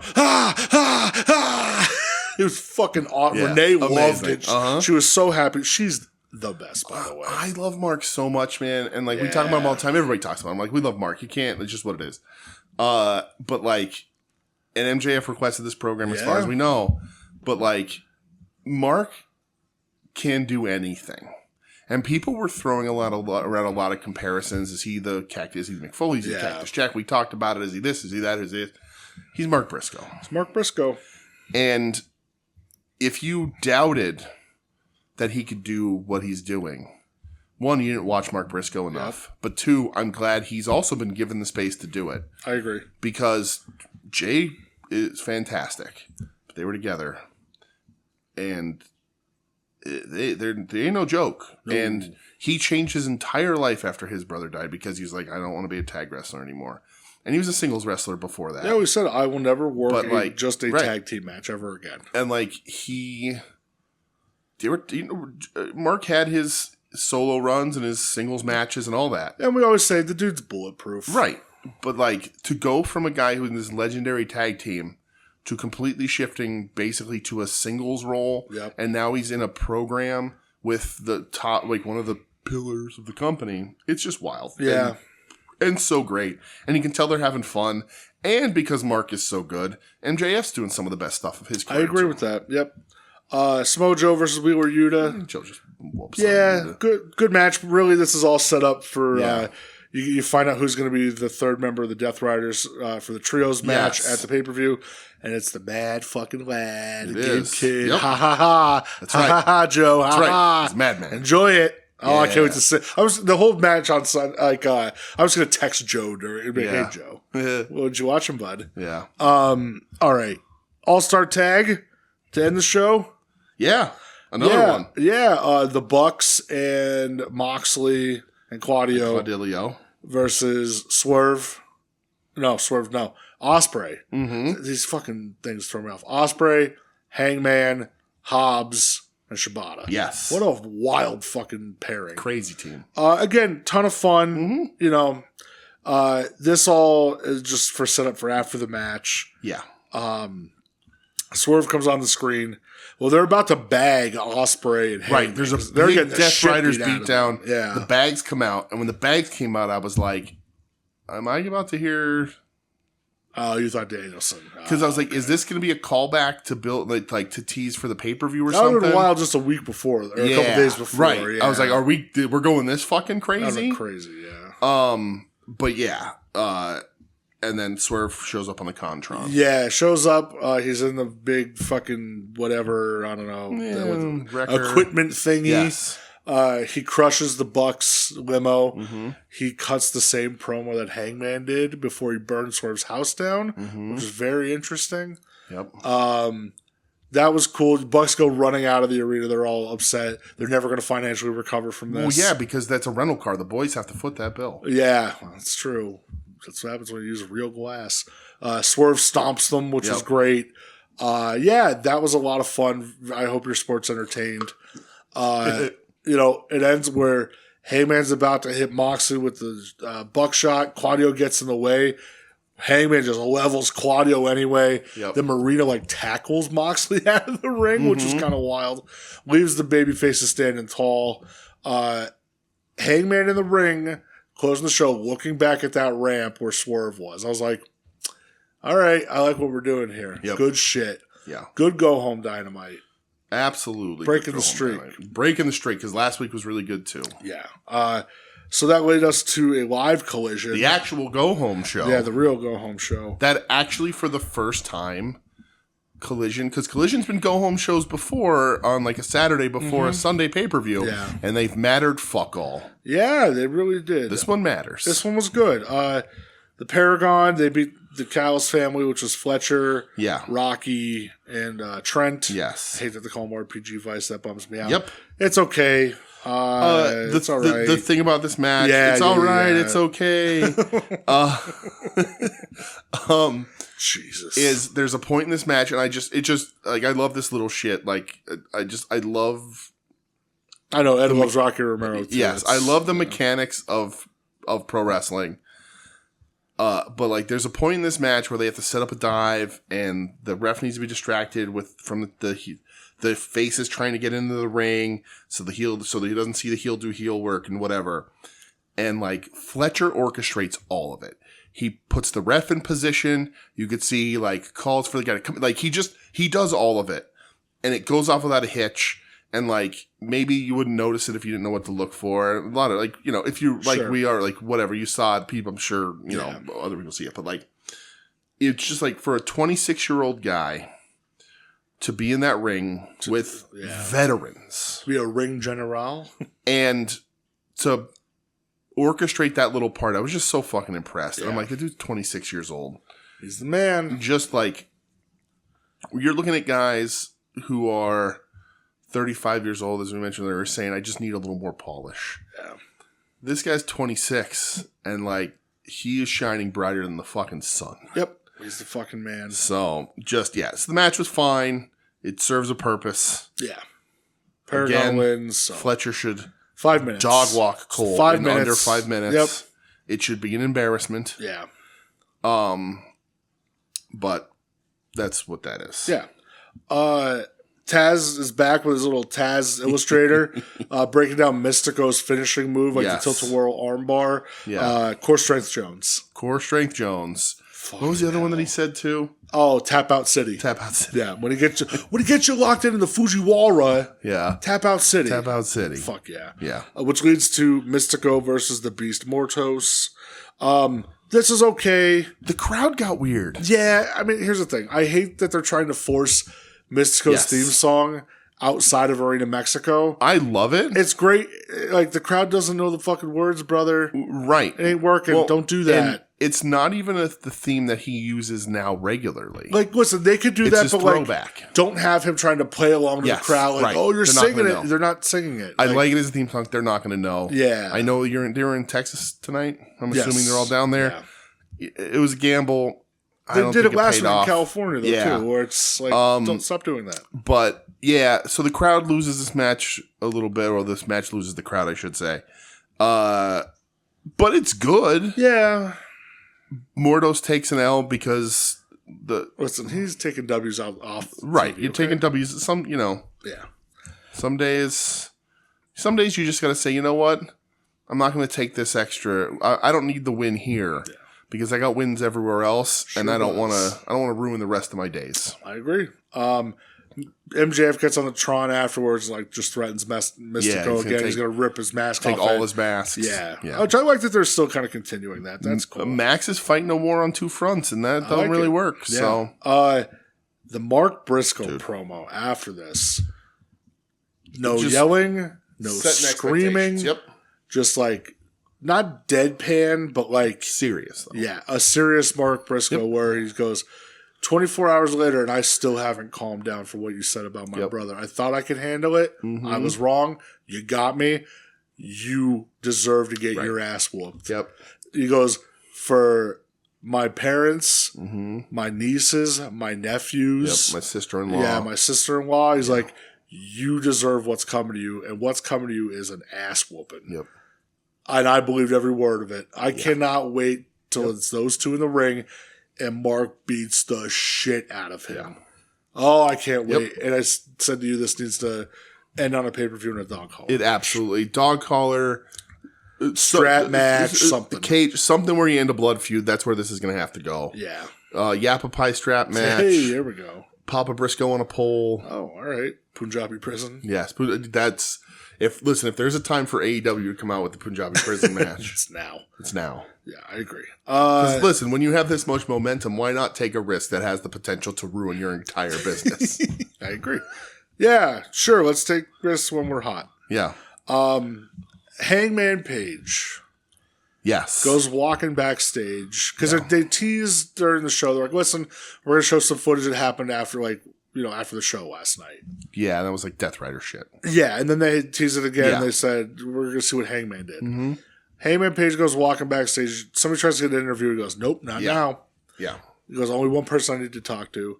And he walks to Swerve Strickland's locker room. And if you didn't remember, you weren't paying attention, you haven't seen it, months ago, Swerve to Ospreay was like, or Hanger was to Ospreay like, both of them. I ain't ever helping him. Yeah. We can exist, whatever, but I ain't helping him. Even when Nana tried to apologize, Hanger said, yelled at him and goes, you don't get to do that. Right. So he walks into their locker room, Swerve stands up immediately ready to go. Mm-hmm. Ospreay has to get in the middle of them, and Hangman's just like, listen, I only got a couple things to say. Will, you don't need to be here. Thank you for everything you've done, though. Mm-hmm. Swerve goes, okay, and then Nana goes, yeah, I think I'm going to go get some coffee. Yeah. So they get face-to-face. Hanger says, I should have said this 2 years ago to you. They sit down and Hanger drops a chain on the floor. Mm-hmm. And he talks about, you ruined my life. Yeah. Well, he says, I'm going on a suicide mission in 2 days. Suicide mission. Yeah. And I wanted to say this to you in case I don't come back. And it's because Swerve says too, he goes, oh, you're just here to ask for my help, aren't you? Go ahead, ask for it. See, get your answer. Right. I'm not asking for help. Yeah, and he says that about the suicide mission. And he goes, yeah, I wouldn't be able to, whatever, if I didn't say this to you. Yeah. And he just talks about, I hate you for everything you did to me. Mm-hmm. My son still wakes up crying in the middle of the night because he thinks he sees you in my house, which is whoa. you know, and he goes, I hate you. I will always hate you for what you did. Yeah. But I regret what I did. Yep. You know? He goes, not that you just didn't deserve it. Yeah. But I regret doing it. Yeah. Yeah. And Swerve kind of sits there and he goes, Hangman just says, I need to know, do you regret anything you did? And Swerve sits there and goes, listen, he goes, if I didn't win a world title and have it taken from me and the stuff with the Bucks and all this, he goes, yeah, if you would have asked me when I did it, I wouldn't have regretted it. He goes, but yeah, maybe I do regret it. Yep. And that's Swerve goes, I was planning on raising my kids in that house. Yeah. I was planning on having my grandkids so they were raised the way I was. Yep. And he's like, and you took that from me. Yeah. And then he goes, and then Hangman goes to walk out and he stops, Swerve stops him and he goes, yeah, with the kids and everything. He goes, but maybe it's time to let the past go. Yeah, well, because Hanger goes, my family's going to be at the show. He goes, Yeah. He goes, they're not going to be at the show, but they're going to be here. Yeah. I'm bringing them early. And Swerve goes, I get it. Yeah, I'll stay. Yeah, away. I'll stay. I'll stay. And that's clear when Hanger's like, maybe. Well, he says, and then that's where Swerve says, maybe we should. Maybe it's time to let go of the past. And Hangman just walks out. Swerve picks up the chain and starts wrapping it around his fist. Like, yeah. So who fucking knows what's going to happen with this? And while this was happening, this was so effective. I love it. And I kept saying to you when they sat down, I was like, cut away. Yep. They said the first part, I'm like, cut away. Yeah. Leave it, will he, won't he, before the pay-per-view. And it still kind of is because they still hate each other. Yeah. But this was essentially as much of a confirmation that Swerve is going to help Hanger. You would think. But and like I genuinely like I get chills. If it doesn't happen, it doesn't happen. But I get chill. I'm getting chills right now. I'll say sorry, Dwayne. About I can picture it. Hangers in the ring. Death Riders have fucked everybody up. They tried to interfere. Ops come to all the baby faces come down. And they're laid out one by one. Death Riders just have advantage. Hangers in peril. Him and Mox have murdered each other. Mox is about to hit the death blow. Mox is about to do everything, but like, because every baby face is laid out. Maybe the ref is even bumped. And like, Hanger's screwed. There's nothing he can do. Yeah, it's done. Boom. Swerve's house hit. That arena blows up. Yeah. It fucking explodes. The Death Riders panic. He runs down. He's got the chain. He chases everybody off. And Hanger wins that match. Yeah. And like, no, I don't want Swerve to like lay a hand on Mox, any of that. I just want him to make it a safe space for Hanger to win. Yeah, that'd be cool. And I think that's going to be the biggest thing in the world. And then they're friends, but Swerve can say, I don't even think they need to be friends. They're friendly, but Swerve still gets to say, you owe me just a little bit. Yeah. But earlier in that night, Swerve and Ospreay aren't going to be able to challenge for that title for a year. Nope. So, yeah. Perfect setup, right? I can't wait for Saturday. Because they can work together because Hangman doesn't have to worry about Swerve stabbing him in the back because he can't get that title. Yeah. So, yep. There's so many ways this pay-per-view can go, and I'm excited about all of them. Me too, man. And this was, So this led to an 8-man All-Star tag. Jet Speed and the Outrunners against FTR and Christian and Nick Wayne. Yep. This was way fucking better than I had any right to be. Everything was sick. And Jet Speed looked great. FTR looked great. Outrunners, when they did the suplex, the reversal into the tag or into the stealing the... whatever the hell they call it. Shatter Machine? Yeah. Just great. Everybody played their part. Fun. This went longer than I thought, but it was never boring. Yeah. Everybody and their mother got their shit in twice. The Jet Runners get the win. The Jet Runners, yes. Yeah, dude. This was a lot of fun. Outspeed. Just, I guess run speed? Sure. Speed Runners? Yeah, Speed Runners. All right. Speed Runners a lot better. But, this was just a fun schmoz. Builds for the pay-per-view. Yeah, so in the match, Christian ends up hitting Dax with the spear. Right. And I looked at you, I go, well, there's your setup for Edge to come back. Because even after the match, there's a promo backstage with FTR, and Stokely's like, the worst, only mistake we've made so far is trusting that scumbag Christian. Right. And he goes, we'll deal with that later. Yep. But that talks about the Outrunners and that it's going to be on probably on 0 hours. They said 0 hours Outrunners FTR. Yeah, which fine. Let's run it back. Yeah. But there's your first setup for FTR, Christian, and Mr. Copeland returning. Right. They have that feud, Edge and Christian versus FTR, and then at least Edge rides off into the fucking sunset. Yeah, I wouldn't mind Christian that. can stick around. Yeah, Christian, you're cool to hang. We go backstage to Big Justice, Big Boom AJ. Big Boom AJ was just cutting a hell of a promo on the Cowles family. Mm-hmm.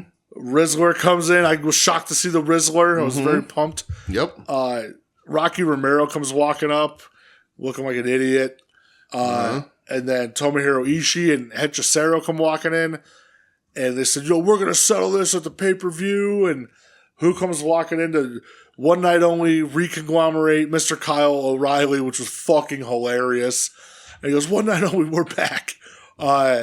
Listen, I don't love Rocky Romero. I don't want to see anything bad happen to him. Yeah. You're lucky the Rizzler didn't break your fucking neck for the disrespect. Okay? So I just Googled to confirm, and there are rumors that the Rizzler is going to have a major role in, it says the main event of All in Texas. That's Dude, he's like 6. But it says that he's apparently been training at Paul London School. It's what everyone is saying. That he's going to be in the match in some way. He's probably going to do a move or something. But dude, Rocky's going to die. Right. Well, it's because they're the same height. But here, this is hilarious. And God bless. I'm never gonna say this ever again. But God bless you, AI Google. AI has ruined Google. You can't Google anything without getting bad, I hate it. inaccurate fucking answers. Yeah. But I Googled, is the Rizzler training to wrestle? And it says yes. Reports indicate that Joey Janela, also known as the Rizzler, oh, Joey, has been training at a wrestling school. I mean, he does have the Riz. Janela has Riz in preparation for a major role in the upcoming All in Texas event. Specifically, he's been training at the Palm London Wrestling School since March.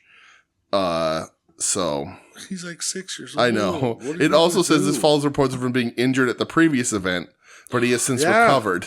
He needs to lay out Don Callis. That's what he needs to fucking do. I'll be sick. I could see the Rizzler hitting a spear, or he's too tiny. Well, the Justice could do it, but or a Rana.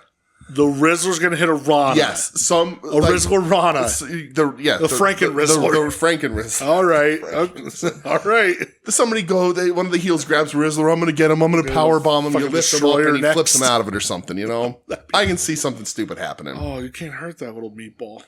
You can't now because Tomohiro Ishii's his best friend. That's right, motherfucker. He's got his back. If Ishii gives the big boom, I'll lose my fucking mind. It's the greatest pay-per-view to ever exist. So. Show of the year, moment of the year. Yeah, absolutely. It does not matter.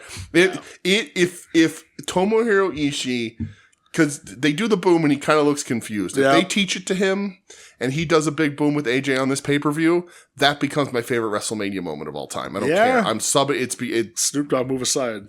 WrestleMania moment. I know it's not even in the same company. I don't care. It's my list. God damn it. Yep. So, so next match we have Gabe Kidd versus Katsuyori Shibata, which just got announced today. Teacher versus student. Fucking crazy. Yeah. These boys were throwing some shots at each other, which expect nothing less. Yeah. And I said to you, wow, in a couple days span, Gabe just wrestled Tanahashi and Shibata. Nakamura, stop liking to surf and come wrestle, please. Right. This was awesome. Gabe gets the win. Without distraction though. Listen, we were you to distract. Gabe hit the low blow, hit the pile driver, and got the win. I would guess that Gabe Kidd was like, I'm not going to beat my fucking teacher clean. Yeah, come on. And they were like, all right, we'll figure. Yeah. Good, really good though. Fun match. Kid looks good. Shit out of great. each other. Yep. Oh man, it was awesome. Yeah. Main event. Yeah. Women's All-Star Tag. Right. Statlander out on commentary. Looking Willow, great. Oh, of course. Willow, Mina, Aminata. I can't remember. Thunder Rosa. That's all I couldn't remember. Think of that lightning bolt, brother. Megan Bayne, Julia Hart, motherfucking Athena looking amazing. And Tekla. Again, a lot of fun. Everybody's pairing off. Athena versus Thunder Rosa's on the ROH pay-per-view. which Thunder Rosa should win, and then Athena just goes to AEW and dominates everybody. 100%. As you pointed out, she's got an All Elite T-shirt. Yeah, she's got Bring her up. She's wearing AEW merch now. Yep. So, Tekla and Amanada again, just on site. Love to see it. Yep. Megan Bain looked great. Willow looked great. I mean, ton of fun. Oh, Julia Hart hits her moonsault and it looks real hit the good. moonsault that looked good. Like, yeah, just a lot of fun again. Doesn't fall apart. And like, again, Amanada and Tekla get their spots and they steal this fucking show again a little bit. Like, they don't steal the match, but like they have their highlight to continue whatever the fuck they're doing. Yeah. Everybody gets a little thing. So yeah, tons of fun. Good go home. Little big brawl at the end, which broke out. Like Tay Mello come running out. Sky Blue's out there. Billy Starks is out there. Everybody's just brawling. A lot of fun. Yeah. This was very cool. Good go home collision. It's funny. Oh, really good go home. Like really good. 3 good go home shows was awesome. Yeah. Even Collision last week was pretty good. But Dynamite Collision, but really good. The thing about this women's match too is because we talked about Athena dropping that belt, which she needs to. But like Rosa is the only one in this match that it doesn't feel like a downgrade to. Julia, I guess. But like I was just thinking like, oh well, like Willow, that'd be cool to have Willow with a world title, but like that's a downgrade because she needs to be on TV all the time. Yeah. Julia has held the women's belt, so it's Thunder. But I don't know that Julia has the Julia had TBS title. The TBS title, that's what she had. But like I don't know that she has the ability to hold Ring of Honor, and nobody's going to. Athena has had that for so long. She's the star of that show. Yeah. But it's time. You got to figure it out. You really do. So you really fucking do. So yeah. Very excited for the pay-per-view on Saturday. Yes. Cannot fucking wait. Should be a banger, man. So should be a banger. Well, that's enough of America. Sure fucking is. Let's go. let's take a trip, pal. Oh, all right.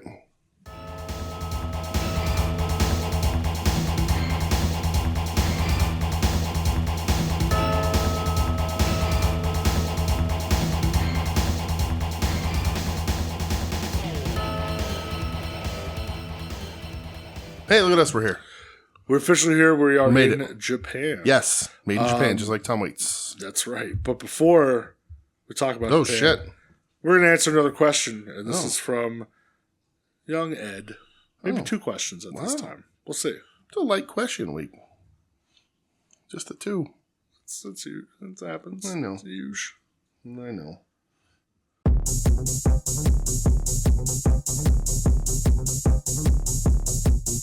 이제 이번 주에 에드 코드 질문입니다.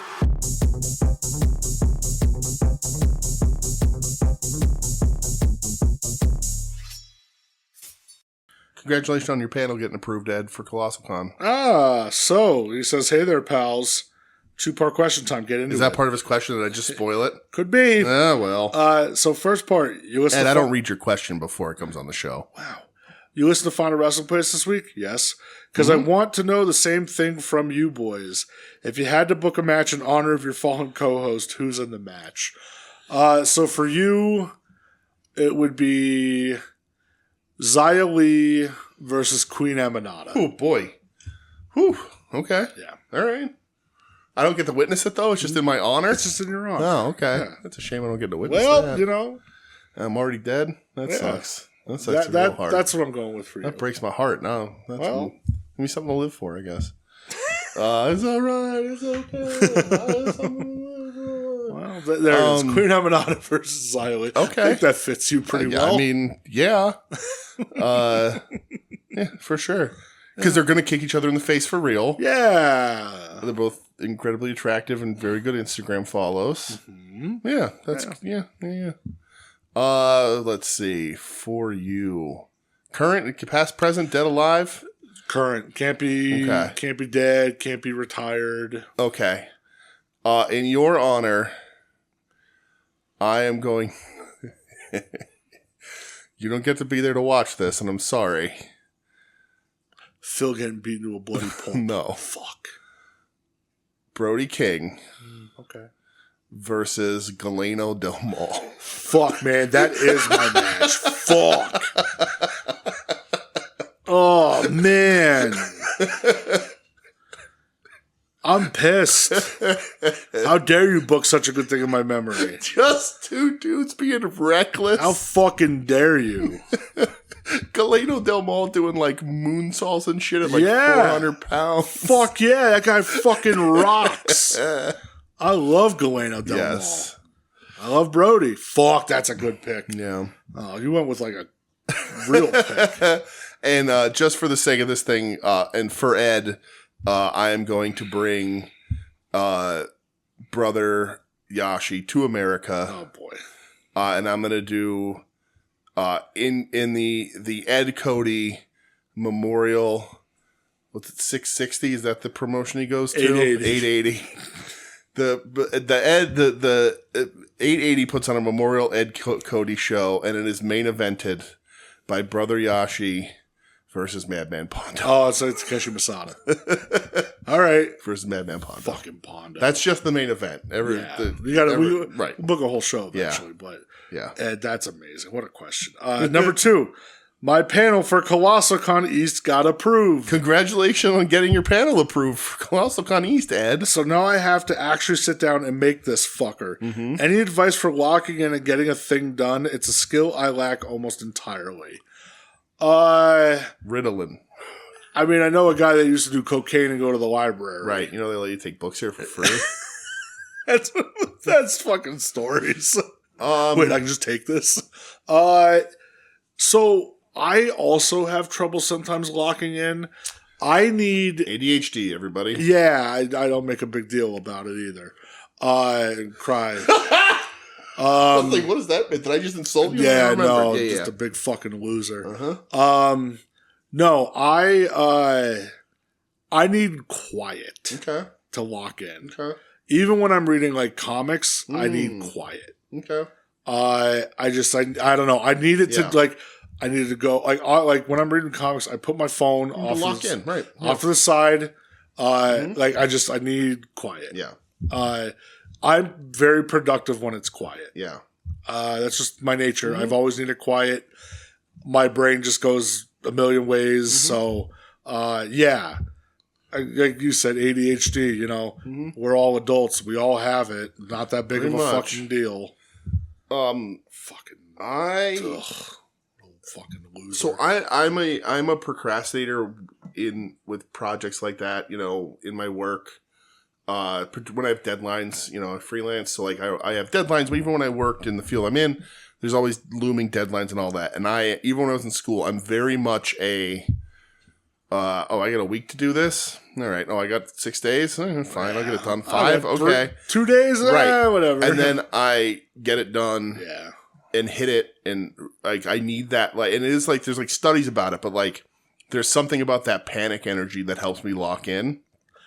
But I'm not recommending that. So when you were a studier, were you just like a Yes. crammer? I never studied. Okay. I'm a bad studier. All right. I mean, you have conversation with me. I have pretty good retention. Yeah, for For sure. a lot of things. Yeah. And I have studied, and I guess I would cram, but also at some point, like all-nighters, like I've tried and I've done them, but like I do get to a point where I'm like, in school, I was like, all right, it's 2 a.m. If I don't know it by now, I'm not going to learn it in the next 3 or 4 hours. I get that. Yeah. Right. Or I'm going to forget all this when I go to sleep. Right. Yeah. But I never studied because it just bored me to death. Me too. But yeah, I mean, none of this is good advice, Ed. I think you just need to sit down and lock in. And I think there's a thing that I have on my desk because you know I work in the art field, in the design field. I have a thing on my desk that I printed out and framed the other day, and it's a picture of 2 circles, and the one, 2 blue circles, and the one is like wavy and has the stroke around it is off center and all that, and then there's one under it that's perfect. The circle's perfect. The stroke around it is perfect. And it's a perfect circle. It is, and it says, like, I don't remember exactly what it says, but it says something like, "Just make it, then make it perfect." Okay. And that's sort of, for me, in creating things, the blank page, and this is common with art people and people in the design field, the blank page is the most daunting thing. Sure, yeah. But How do you start? as soon as you make a mark on that page, it doesn't even have to be a mark where you want it to go. Sure. You just have to put something. That's the thing that I need to remind myself why I printed that is like, start it. You can make it what it needs to be later. Sure. But you got to just put it down first, and that take breaks that the first ice. step, yeah. So like, you don't have to be perfect. You don't have to know exactly what you're doing, but like, get a vague idea of what you want down now, and then you can flesh it out later. But breaking the ice of that blank page is the hardest thing for me. So that's what I'm going to say is break the ice. Just put a couple ideas down. If that idea is just do an impression of Jim Herd for an hour, do that. Would you allow me to break the ice? Right.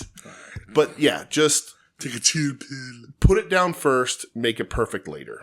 Yeah. I can't have music on. I can't have television on. For me, yeah, I do best when if for quiet. I need quiet. Yeah, for where I live is not very quiet, right. So it's taken me a long time to really lock in. Yeah, for reading, like I like to like escape and lock in, and like when I'm reading a book, like you can talk to me and I won't fucking hear it. Yeah, but it takes a couple pages for me to lock into that world. I have in the past used white noise. I got a white noise video on YouTube, like when there's too much other noise. Sure. I've put that on, and that has helped me read in the past. But most of the time, if the TV's on, I'm going to look at it. Or if my phone is near me, I'm going to pick it up. I'm going to read an issue of a comic, and I'm going to pick it up. And then I'm on the phone for 20 minutes. And I'm like, oh shit, I haven't read any comics in this time. So yeah, I hear you. Distraction free, and just put it down, Ed. Yeah, or get it on paper. Again, as Wise Man once said, just do some coke. That too. Ed, thank you so much. Thanks, buddy. You're the best. All right, so not a ton for Japan. We just have New Japan. Yes. The New Japan Soul shows. So they had, this was the second set of play-ins. I didn't watch the matches, but Ryohei Oiwa and Yoshihashi are both officially in the G1. Oh, okay. Yeah, I didn't watch these. Didn't watch matches. Okay. They're both in, though. So nice. Did watch one match from the show. The main event. The July 4th show? Yes. Okay. The main event, IWGP Global Championship. Gabe Kidd defending against Hiroshi Tanahashi.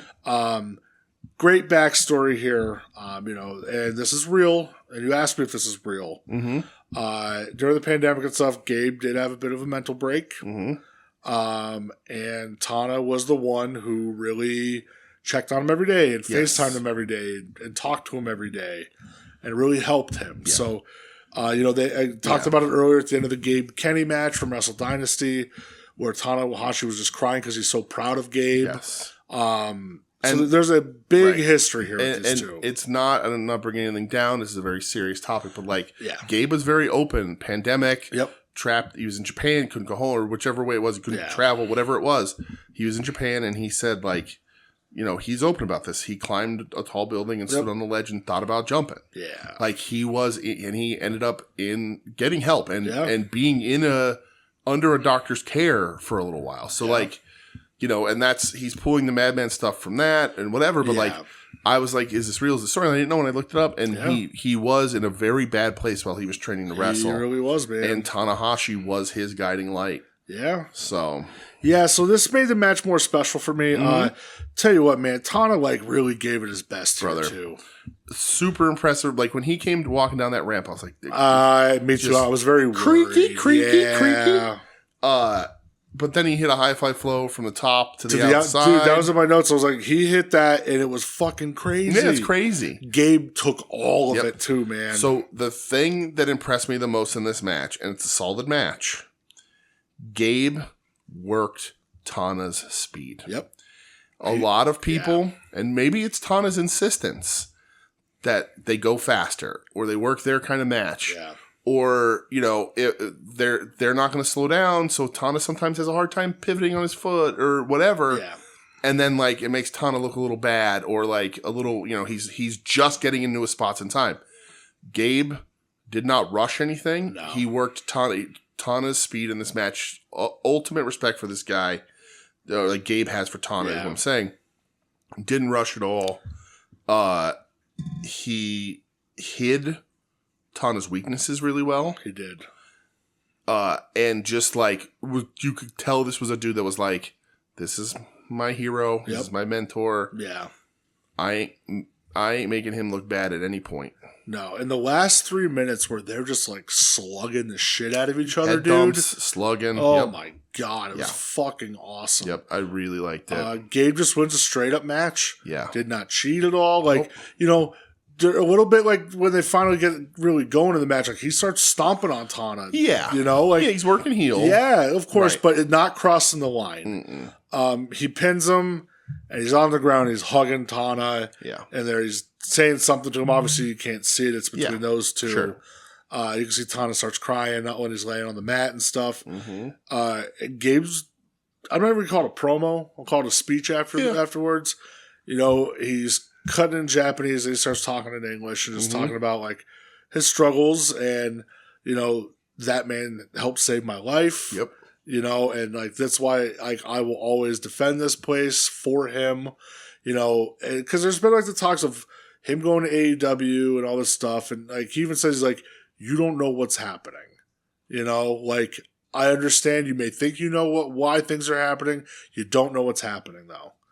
And I thought that was like it kind of like, you know, the crowd's chanting for him at the end. You know, and I think like the exaggeration of him like losing that crowd is very overblown. Because guess what? We're Americans. They're Japanese. It's their promotion. It is their crowd. And they're the ones who are fucking still cheering for him. So, like, maybe shut up and stop, you know? Like, maybe listen to them, you know? That's who you're trying to really please at the end of the day. Right. Because I've seen some wild fucking takes about it, so. About wrestling? Yeah, I know. Crazy, right? This will move us to the next day, or 7-6 show.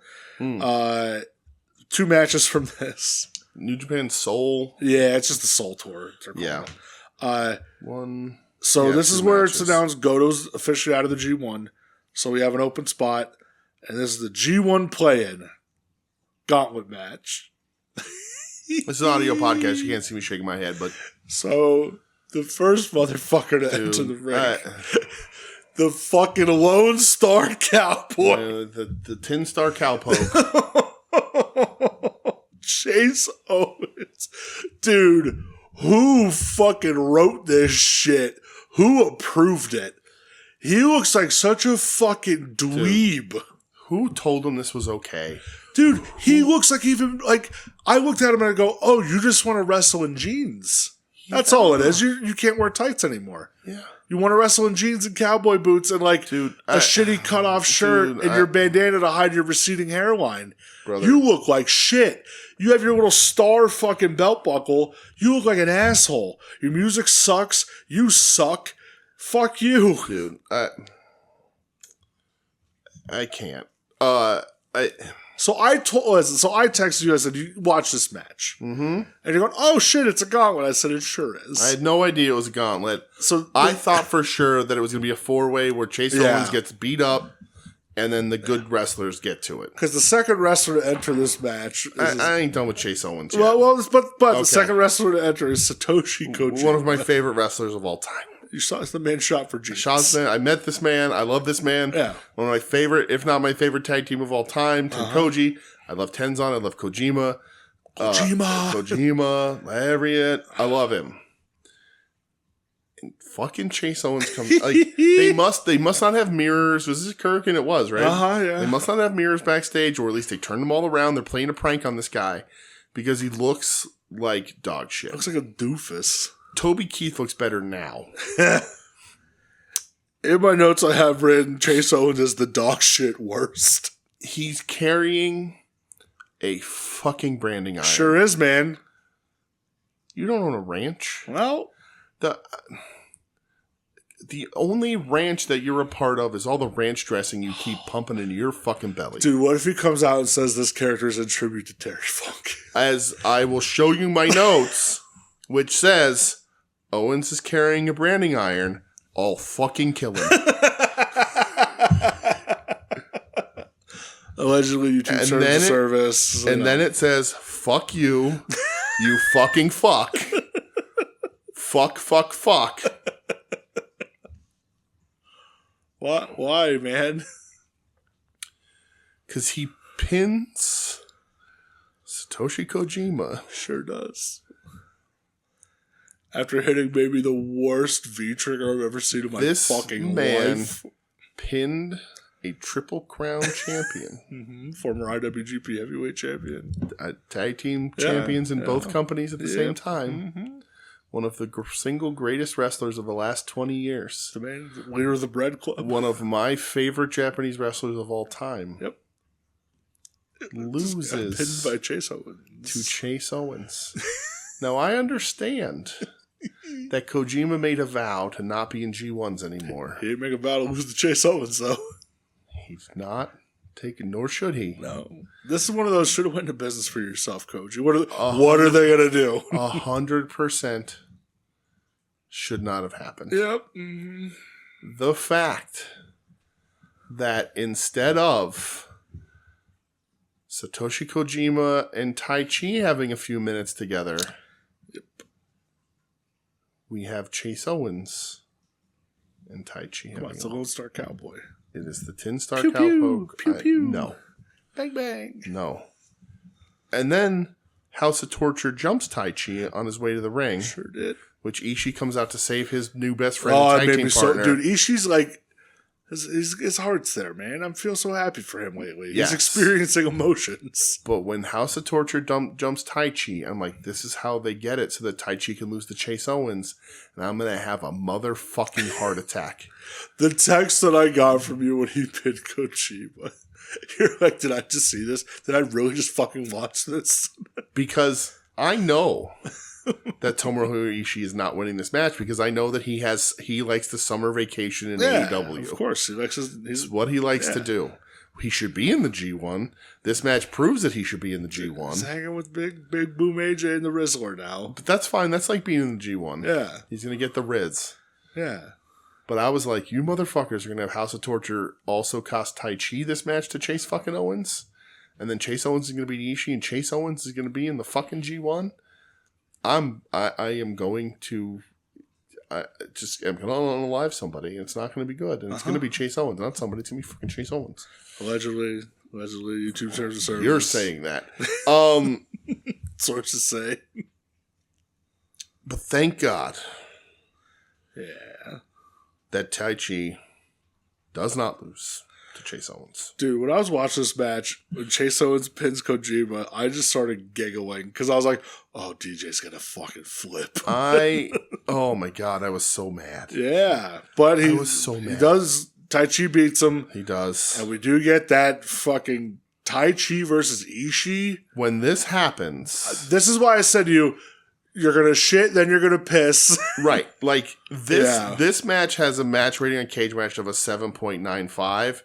That is a 2-point deduction because Chase Owens is in it in any capacity. I agree. If this is just Ishii Tai Chi, people are like, holy fuck, what just happened? Yep. And you can't say that because you can't just say the part of this match is the best match. Yeah.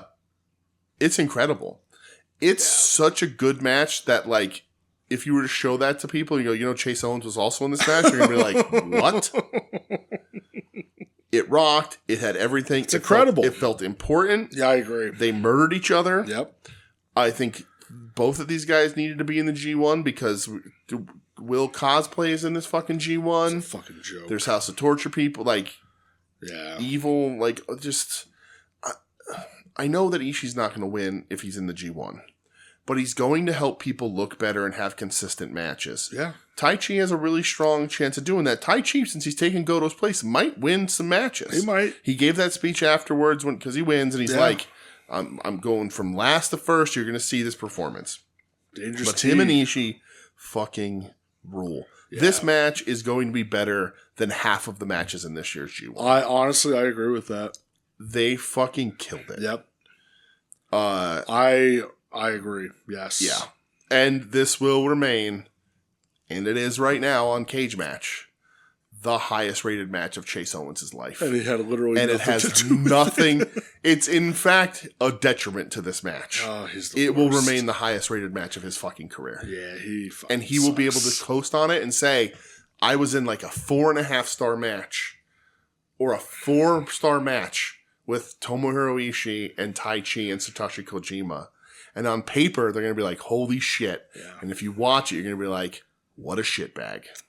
One of these guys is not like the others. One of these guys doesn't even have the right to be in a ring. Ed, he's not better than Bad Luck Fale. Not that I want Bad Luck Fale in this match either. But he's not better. He's not better than Fale. So fucking bad. Main event, though, of this show. For the Junior Heavyweight Championship, El Desperado versus Kosai Fujita. Yes. This is Fujita's title shot. Rematch from... Well, this is his title shot for winning Best of the Super Juniors, which Francesco Cara on commentary very openly says, yeah, this should be on Dominion. Yeah. Which is 100% right. Mm-hmm. Despy gets the win. I loved Despy working Fujita's knee in this match. I thought it was brilliant. Yeah. Towards the end, Fujita goes for like a running knee, and Despy like does this thing where he like kind of catches him in midair and hits a dragon screw in midair. It looked fucking awesome. And then puts him in that stretch muffler, like every limb's tied up. Earlier in it, when he goes for the stretch muffler and Fujita turns it into the rolling cradle. That was awesome. I was like, oh, that's so cool. Yeah. I'll tell you what, I love Despy. I don't ever want him to lose this title. Wouldn't have been mad if Fujita won it here, though. Yeah, good. Tell you what, good gear on Despy. The white and red looks awesome. Real good. But like, Kosai's the dude. Yeah. He's young. He is the future. He's going to have this belt sooner rather than later. And he should.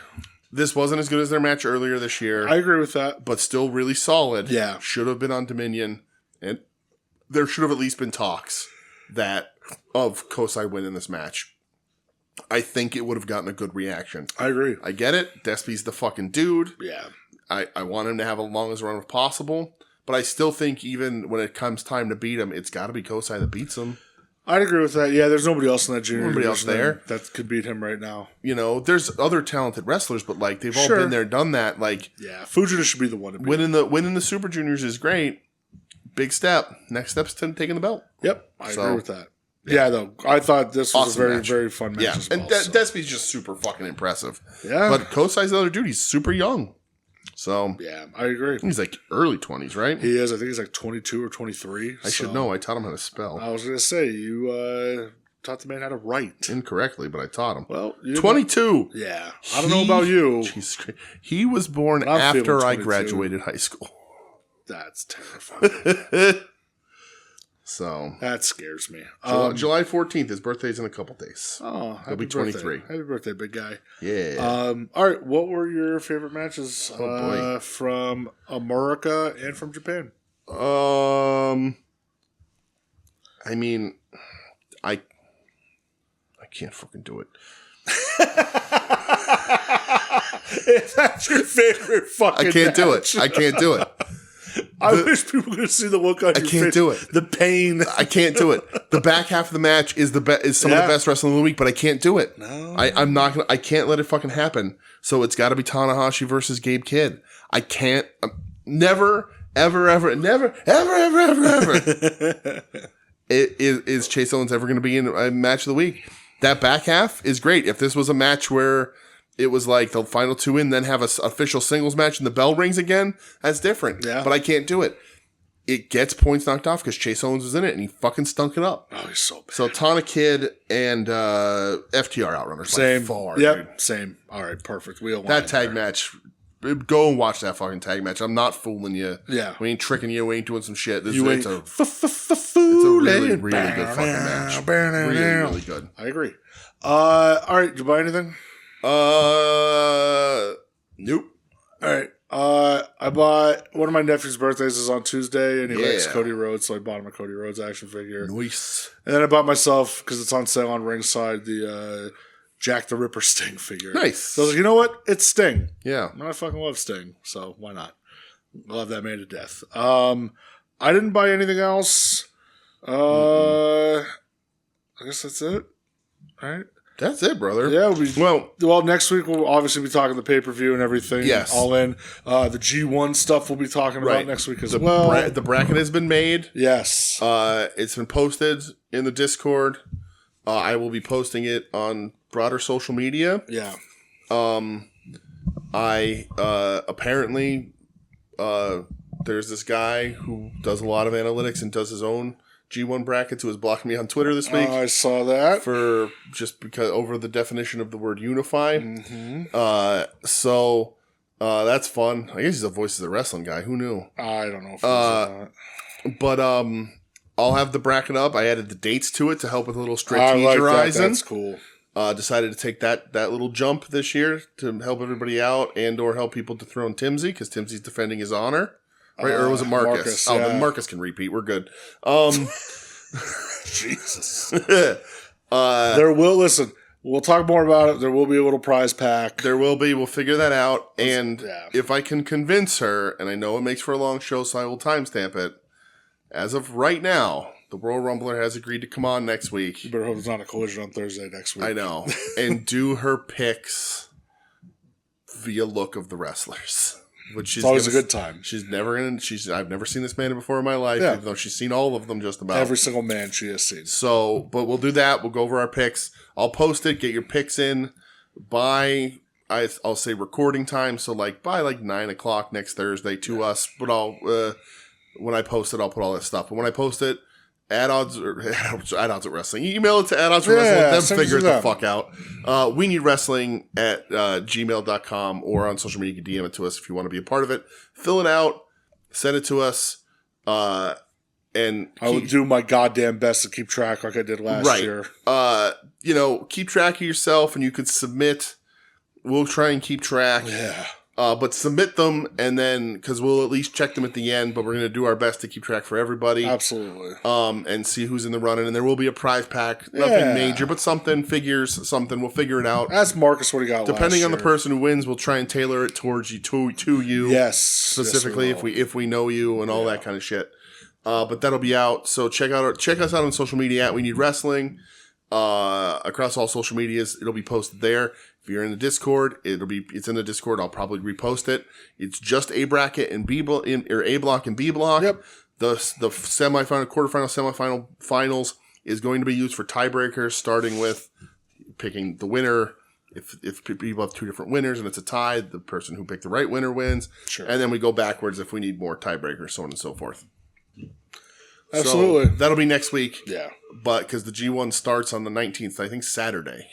I think it is. Yep. Yeah. So I'm pretty sure that's the first set of matches is on that Saturday. Oh boy, there goes my sleep. Yep.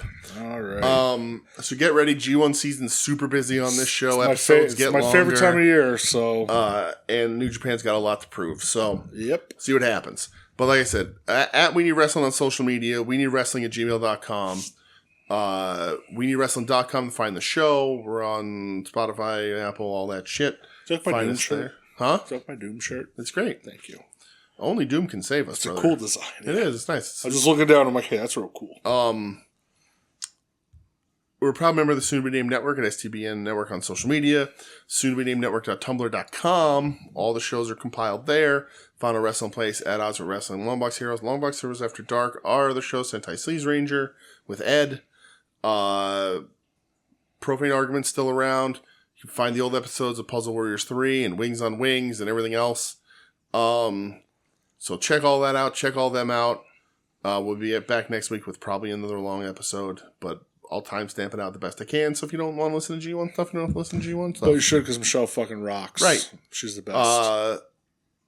And that's it. Happy all-in weekend, everyone. Enjoy it. We'll be back next week. Fun. You're listening to the soon-to-be-named network, the Lamborghini of podcast networks. Knock it off, nerds!